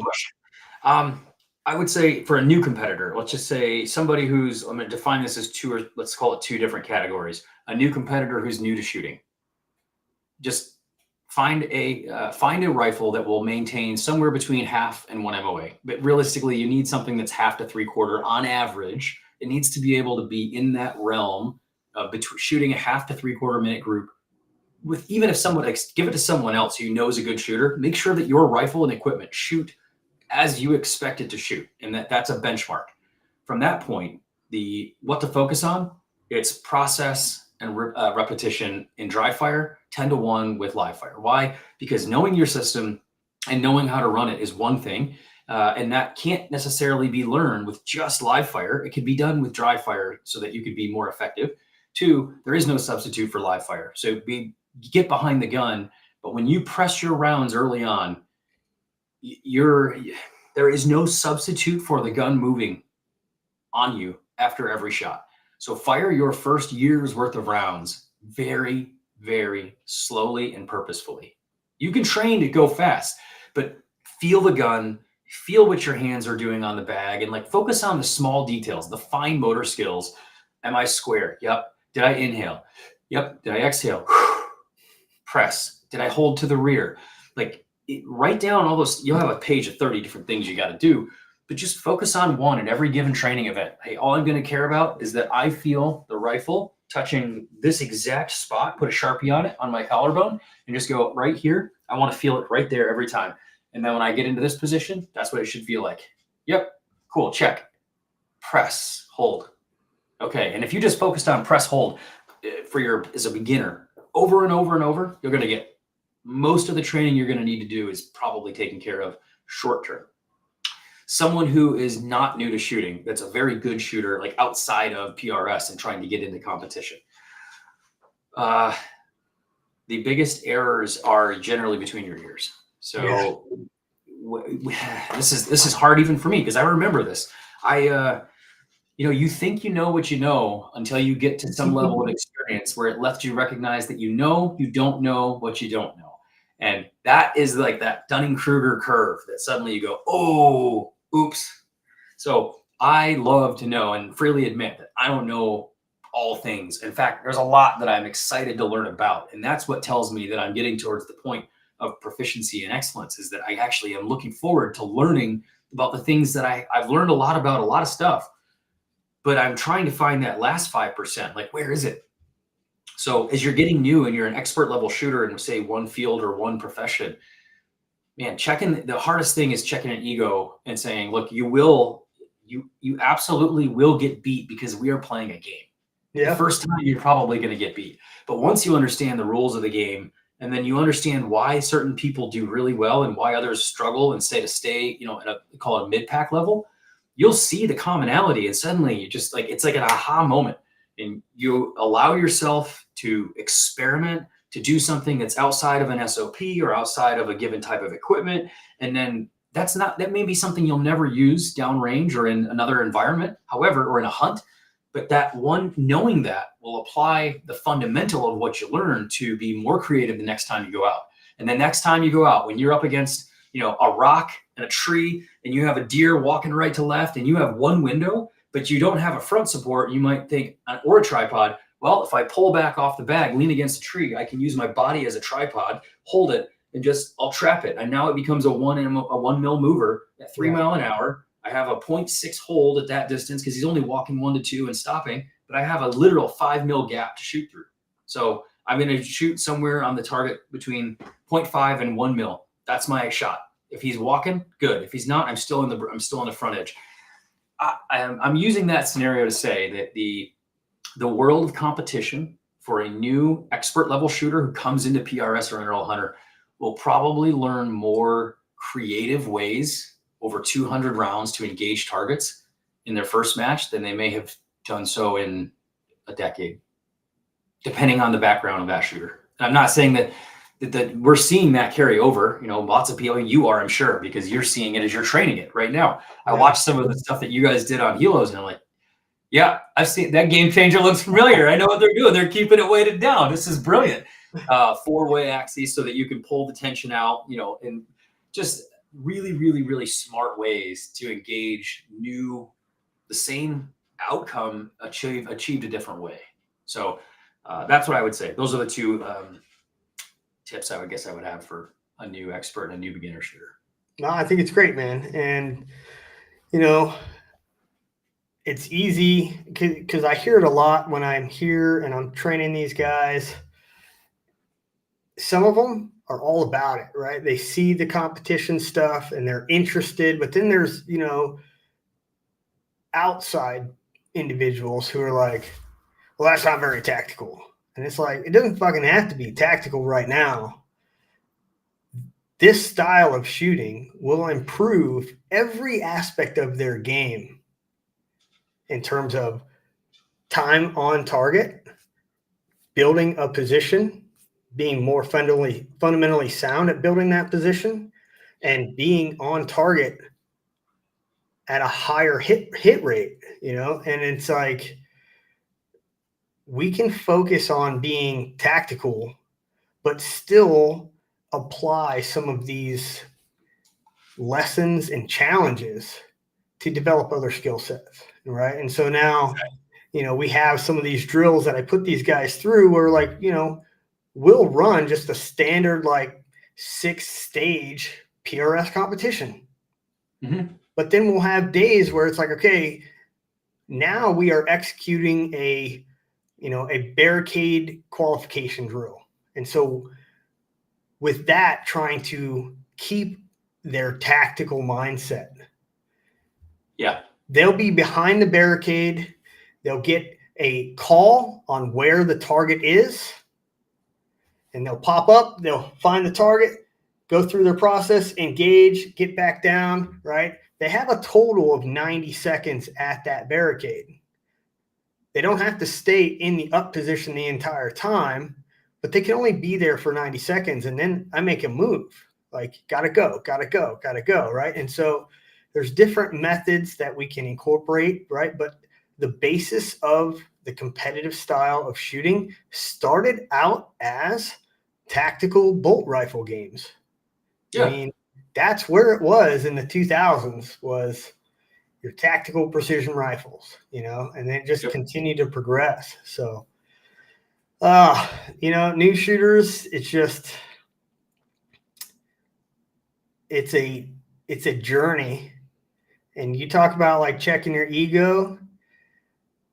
That is one of the most important things that you have to get under control, is that maybe for your very first match, if you want to set some goals, I 100% support it, because the more goals that you have to help you get to that final challenge, right, the better off you'll be, because along your journey, you're going to have little wickets or marks in the journey that tell you you're getting better, right? And it's going to give you that sense of accomplishment, even though it's not huge.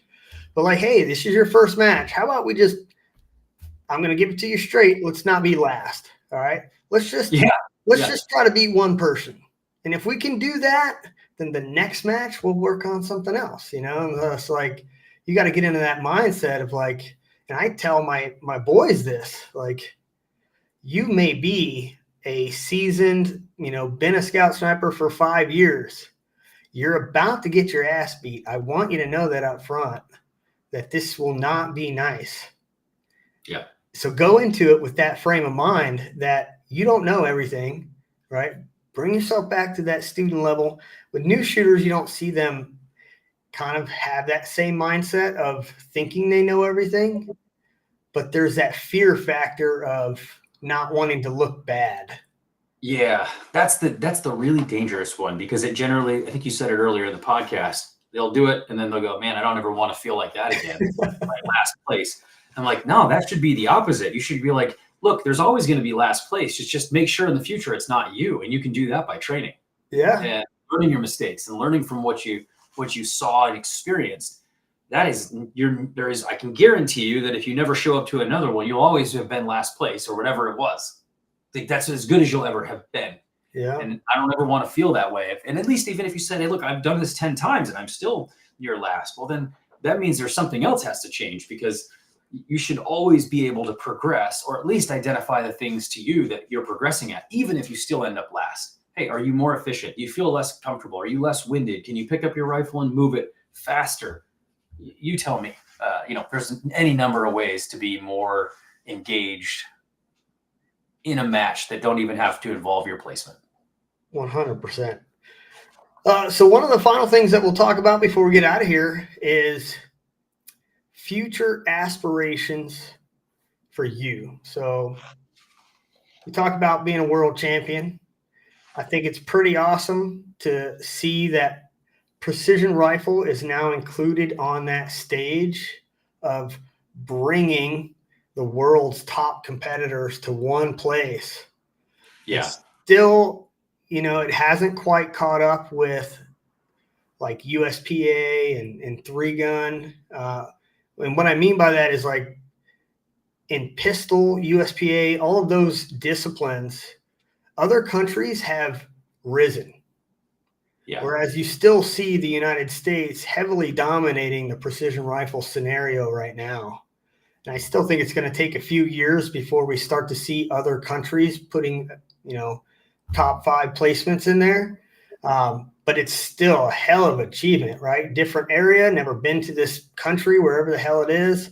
And, you know, just a different game, man. And I think it's awesome to see that. So I know you talked about being a world champion. Well, that's a goal. Yeah. The goal is to figure that out. You know, the AG Cup isn't, to me, it's not the world championship. It's the AG Cup championship. And it brings the top, like what is realistically the top 20, 15 shooters in the world to this event.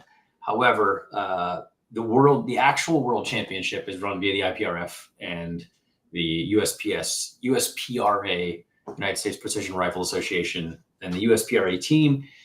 There's a selection process that hopefully I'll be a part of and make the world's team. They've already had 2, and I didn't apply. I just had other goals I was trying to achieve. And now I'm like, yeah, I think this could be a good year, a good season. So applying for the team, which is, I believe it happens in 2026, but the team would be selected here between 2025 and early 2026. So let me ask you this. Are you familiar with the difference between the Olympics and the Worlds? You mean in our sport or in other sports? In general, you got the Olympics, you got Worlds, right? Where the Olympics, every country is limited to, you know, X amount of people. Yep. Whereas Worlds, it's a whole different ball game, right? There's a different amount of people that can be brought per country. Yeah. It's just the best qualify, and it's from around the world. Right. And so when you win the Olympics, it's like, oh, shit, I am an Olympic champion. It's a pretty proud moment. But for some of those events in the Olympics, the competition is harder at Worlds. Yes. But the titles are different. Yes, they are. And that's exactly what I think this feels. This feels like the Worlds, whereas, you know, the World Championship, the IPRF, it would be more like the Olympics. Every country gets to field a team, and it's not to say that they're not good, but I mean, I can tell you that in all the competitors we've seen, the top 10 competitors, the top 20 in the U.S.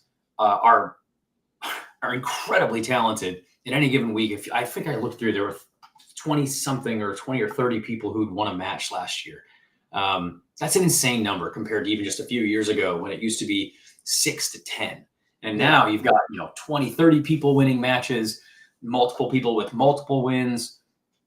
That's a very different dynamic. And I know that all of them are generally going to be at the PRS finale, which is more like a world championship, because if you qualified to get into the PRS finale from around the world, you were already really good from your region. But this is just the people who are willing to not only pay a lot of money, but also so they think that their money is as good, their walk is as good as their talk, so to speak. That's one. But 2, it is all blind. You don't talk about anything. So to me, this championship means more than most of them. But I also, Chad, you know, won the 308 tactical rifle, I think it's called, world championship. So he was the world champion for the 308 class there. And I'd like to be on the world team and be a part of and represent the U.S. as a part of the world championships that go on in a year or two. So that's one goal. Another one is a golden bullet. You know, it's one thing to win a match. I've historically done well at the AG Cup, and it's historically done well throughout the entirety of a PRS season.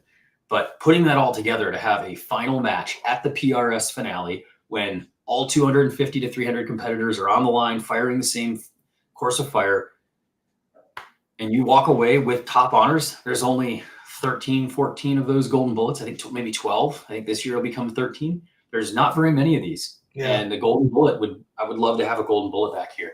But that is, again, that's like, you know, winning 3 or 4 AG Cups back to back to back to back, so to speak. It's because you have to win, you know, 2-3 matches in a season, and you have to fire the winning shots at the finale. That's also a lot of pressure, and it's very, very hard to do. Yeah. I mean, dude, I think you're on your way. My opinion, you're already a world champ, dude, but I hope you make that team and go out and represent the U.S. You definitely deserve to be on that team. For personal or professional projects, things that you either have coming along or, you know, you mentioned it earlier. I didn't lead with it. I kind of wanted to finish with it, is that you have a podcast. And you and Chad do it together. Yep. And so I know that is an ongoing thing that you guys do, and it's everything that you and I are talking about right now, you guys talk about on a daily basis. And you are two Yeah, of the most going everywhere to compete people I know. And so hearing the different experiences and mindset, stuff like that is very valuable. And so I encourage everybody to listen to your podcast. But outside of that, you got anything coming up? Like you're at MDT, you coming out with the signature Francis stock anytime soon? No, honestly, the transition in MDT has been really, really incredible. I work as a special projects manager there. What does that mean? It means I'll kind of be involved in a lot of unique things, that some of which are non-shooting products, digital products. Other things are in shooting products and physical attributes of those products and how to make them slightly better or meet a certain need. We do have some really cool things coming that I've seen. Obviously, MDT is going to have to announce them, but there are some really cool products that you expect to see, between SHOT Show and the months to follow, that we're really excited about. And man, it's been awesome to work with that company, to be a part of MDT, not only 5 years as a team member, but then transition into being a full-time employee there has been absolutely a really cool gift. So awesome, man. So what you're saying is, if you're going to be at SHOT Show, you need to stop by MDT booth to check out what some of the goods are. Yes, yeah, you should stop by. Yeah, there's going to be some neat things over the next, especially at SHOT. There's going to be a few things that are really, really good for especially competitors and hunters. You'll like that. But then, over the next few months, you'll see some really cool things as well. Nice, man. Swing by, say hello. We're going to set these up in the corner, so I've got to ship those out here this afternoon, so they make it to Montana, so we can drive them down, or Idaho Falls, so we can ship them and drive them down to Vegas. So. Well, I'm definitely coming to the booth now just to see that, dude. Yeah. Get a photo with you. Awesome, dude. Well, I appreciate your time and explaining some of this stuff. What I love the most about it is that you just start to see that when you reach a certain level, we all have generally the same set ways of how we got there. We might have arrived in different ways and different lengths of time, but when you get to a certain point, we all have generally the same story of what are we doing?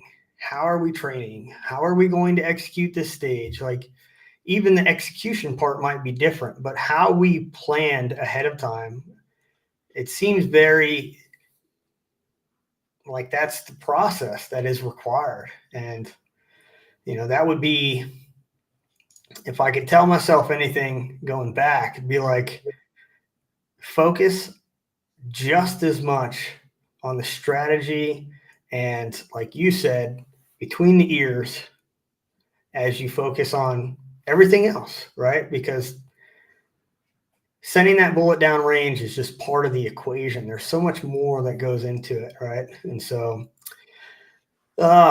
learning from other people, I think, is a special skill. I don't know if everybody can do it. Some people just got to learn the hard way. I kind of feel like I'm that guy who's just got to experience these hard lessons. And then when I go back, I'll say, what happened? And then, the learning occurs. But you could tell me something and I'll be like, oh, that sounds cool. You're right. But it won't hit me until I make that mistake. And I'm like, fuck, I should have listened to Francis when he told me this. Yeah. Well, I think we all have that to some degree, and it'll definitely come back and be like, oh, now I understand it. And yeah, even I know there's things that I'm still doing that with, like, I should have listened to Chad, or I should have listened to so-and-so. 100%. So that's the part, that's the experience part that says, once you kind of, even for us, like, you're checking our egos, right? At some point you realize, yep, as long as you can admit that you don't know what you don't know, now you're on a really good path towards being smarter, better version of yourself tomorrow than you are today. Oh, 100%. I do have this shared screen up. I wanted to share really quick here and kind of just toss this idea out to you. Can you see the results? Oh, is that the That is day Yeah. 1 and day 2 on the bottom, and then you Mhm. got day 3 on the top, right? And so I love looking at data and trying to like see different scenarios and how things were playing out. And so you're sitting in second place, day 1 and day 2, right behind Clay. Yeah. And there's a 3-point difference. And then you look at day 3 results, right, where you maintained a, a consistent flow of your skill set. Whereas Clay, he was 4 points below you on day 3, which puts him 1 point off of the total score between you and him. Yeah. It's just like you're cutting hairs at that point, right? It's, you look at everybody in the top 5. I mean, you can even look at Matt Caruso, who made a huge jump from, what was it? I can't remember where he was on day 1 and 2. He was 8th. And then he just took a huge leap up to, day 3, where his performance changed. And so, man, it just, the fine split at the top is that one shot, or it's just, when it's all said and done, man. So with that, as I look at these results, just to clarify, is it the total match score that wins, or is it once they have weeded out the top guys for day 3 is going to either win or lose? Yeah. So day 3, your score is reset. So the winner of there's a 2-day for day 1 and day 2, your total score over those 2 days is combined. That determines who won the 2-day portion. Think of it like a normal PRS match. You'd have 2 days worth of shooting, roughly 200 points. Whoever hit as much as they could of that 200 points, hey, they won that, and they get a small check. I think it's 3,000 or so for winning that 2-day portion. Your scores reset. The top 10 get to move on, plus 5, call it second chances, and they'll have those. In this case, it's anybody plus ties. So there must have been a tie in. Yeah, you can see 10th and 11th, Kale and Austin were both tied. So then the second chance comes in after that, and the next 5 qualify. So there's 15 to 16 who made it in. You get 1 day, 10 stages, and they're very, very challenging. There's a little bit more prone. There's in the early part of the day, but the targets are tiny. So, and it's very unknown. I think it's, like for instance, you can tell it's tough. If you look at the people in the top 16, and then you take the top 16, you see that the bottom end hit percentage was around 68% through, let's call it the middle value of around 75%. So between day 1 and day 2, there's a very similar middle value, but the best shooters are going to overperform towards the 85%. But then at the bottom, the 15th, 16th placement, they ended up hitting more for the day 1 and day 2 than they do on the day 3, which the day 3 course of fire is, it's brutal. You either are or are not hitting. Everything is skylined. I think there were 3 berms the entirety of day 3. So you have to be Johnny on the spot with seeing how the target flicks, which direction. I mean, you're talking about, a 4-inch target. This is something, this is a little book I've got here. It's like 3 inches by 4.5 inches. So this would be something we would shoot at like 500 yards, 400 to 500 yards. I mean, that you can't tell it from the results of day 3, but the winning hit percentage is higher than day 1 and day 2. But then the lowest hit percentage is also lower than 16th place on day 1 and day 2. So like you got a weird mix, and it kind of makes sense. What you're saying is like you're either on it and you figured out something that works, or you're just on the struggle bus that day. And so it's an awesome format. I love this match. I hope they do it again in future years. We'll see. The head running joke, Tom, last year, it said, man, this was going to be the last one, but Francis hasn't won one, so we're going to have to do it again. And then fast forward to this year, I did win, and like, well, does that mean it's over? Like, I don't know. So I think that since you can see it's not associated with the PRS this year, they are likely going to, if they are going to do it, they'll likely do it in some other format, whether it's, invite only like it was the first year, or it's open invite to anyone and anybody, everybody who wants to pitch in their $1,000 and say, put your money where your mouth is, and then have qualification, like a 3-day or a 4-day match. I think it would be cool either way. I'm just excited to see what he comes up with, and I'm okay trying any of those formats. I'm gonna look out for it, man, because I'll be interested to see what they come up with as well. When I look back at some of my performances, whether it's a 1-day match, it's a weekend match, whatever it is, I typically have started to, and it's challenging because there's no match that's the same. Different targets, different environment, different props, everything is different, right? But I know based off of my skill level that for most of these matches, if I'm performing up to my level, I should be between 82 to 85% hit percentage, right? And if I'm in that area or above that, I have a pretty good idea based on how I feel out the match of where I'm at in terms of placement, right? Because as you get to 80% or above, you already have an idea that like you're probably in. Well, I don't know. I'm speaking from like a majority of the matches I've attended, which are primarily West Coast, Utah, Nevada, all those states to the west. If you find yourself in the 80% range, you are easily in the top 5. At worst, the top 10. Is 85% for you kind of what you like to be in, or is it depending on geographic location? Like, do you use that data? I do, but my goal is a little different. My goal is to shoot 95% of the course of fire. That's my goal. I'm happy if I shoot 90% of the course of fire, and I know that if I'm 90 to 95% on average, I'll be in the top 5. It's there's very few instances where 95% wouldn't be in the top 5.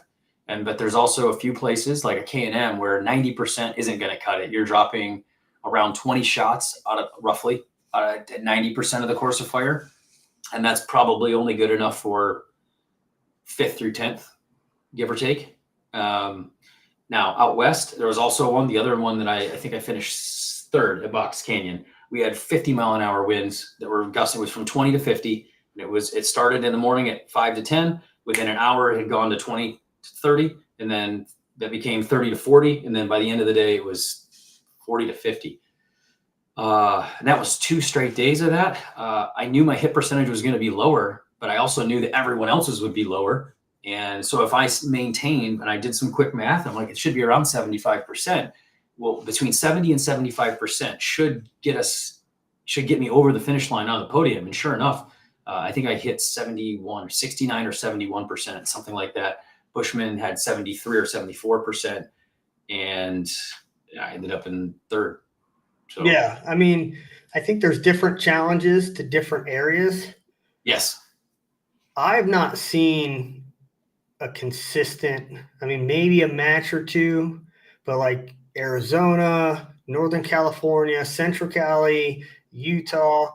Most of these matches that I've been to out on this side of the country, 85% is winning. And yeah, I'd say that's probably realistic for big mountain country, Western winds with updrafts, downdrafts, big sky, harder target acquisition. Going from a 95% down to an 85%, that's only 1 shot per stage, roughly. Yeah. And I think that's completely realistic to have a shot per stage that you would drop that you might otherwise would have hit with either lower, less variable winds, easier to acquire targets, or something or other, right? Insert other thing. Yeah, I would say if 85% is probably realistic. 85 to 90 West Coast would be more realistic. Yeah. 90 to 95 on the East Coast. And the East Coast is a little different in that you can still have that spread because winds are very highly variable out east, where you'll get winds that change directions they're constantly swirling. So you'll see one thing and it'll change, and you just have to figure out how fast is the average moving? Like, what's the real average? Yeah. Well, out west, they're more laminar generally, with a few exceptions. You know, you're going to have more consistent flow over terrain, you know, except for the height where you're shooting. Good example. If you didn't take into account that you have a 10-degree up angle for, say, a cliff face, and you're shooting something down in a valley, flat, and then up 10 degrees. Yeah. So -10, 0, and +10, the wind down at -10 versus 0 versus +10 are going to be very different. Mm-hmm. And if you don't understand that now out west versus out east, there are some places where we can do that out east, but it still tends to be pretty turbulent wind. Out west, I specifically did this at the finale. I shot 0 and 10 degrees up at two very similar range targets within like literal almost a vertical line. So, you know, went one low, one high, and said, let me see what the difference is between these holes. They're only 1/10 apart on elevation, but it should be 3/10 apart on wind, or 4, just because of this change. And sure enough, I center punch one, and I move up to the 5 yards longer, but it's, or 10 yards longer, but it's up up 10 degrees. It blows 3.5 tenths off center, 4 tenths off center. And that's just the different layers of wind. You're putting the wind bullet in a different wind layer, and it has much more net effect than down low. So in knowing that, I came up with a quick rule of thumb and said, okay, so that means essentially every 5 degrees, I'm going to double my wind, not double my wind, I'm going to add a mile per hour. Yeah. So 5 is 10, 10 to 15. So from 0, I'll measure it. I'm going to shoot -1, 0 at 5, +1. The net is 2 to 3. And if I'm at the top of the ridge, it's 3. Add 3. So there's some other challenges with the East Coast as well. Like a lot of my experience is West Coast, you know, but there was a time where I was doing a lot of East Coast stuff, K&M down in Florida. I got heavy into the gas gun stuff right when PRS gas gun kind of got introduced. And something that's not talked about a lot, which I think you East Coasters fucking take for granted, is how well you guys are adjusted to observing and identifying your impacts and shots and trace in such heavy humidity. Yeah, high mirage. Whereas out in the West Coast, like, we're not experiencing that same thing. So like you go to the East Coast after, you know, now having been there forever, and you're like, you have to see the target. Target that where? It's at 500. Where is this target you're talking about? You know, like shivering all over the place. You know, and then like I remember it was, I believe it was, maybe it was at K&M or one of those places. They had the target like down this tree lane, and white target, I think it was like 600, maybe 700, and the mirage was just so bad. And I took a shot, and I'm just like, I don't have a fucking clue where it went. I have no idea. I can barely see the target, let alone any disturbance of where my bullet might have gone. So now I'm sitting here running through like, what do I think happened? Because at this point, like if you don't have something to go off of, you have to do something different. You can't keep sending the same shot hoping for a different result, right? And so exactly. I mean, sometimes it'd be like that, man, where you're just like, I gotta guess my way through this one. And that was one of those moments where you're trying to adjust to that East Coast humidity. It's like, it's crazy. Yeah. No, humidity is interesting. Even that's something we're still learning about. But yeah, mirage is its own game. Yeah, it is, man. Well, hey, man, I appreciate your time. We spent a lot of time together. I got to get you back on here, dude. I love our conversations. There's more to talk about, and just share, compare, and learn, dude. I mean, you can pull a lot of information from it. You keep going to these matches and just come back here and brief us, and we'll all learn together. That sounds great, man. I appreciate it. Thanks for having me on. Good to talk to you, Tyler. Hey, congratulations.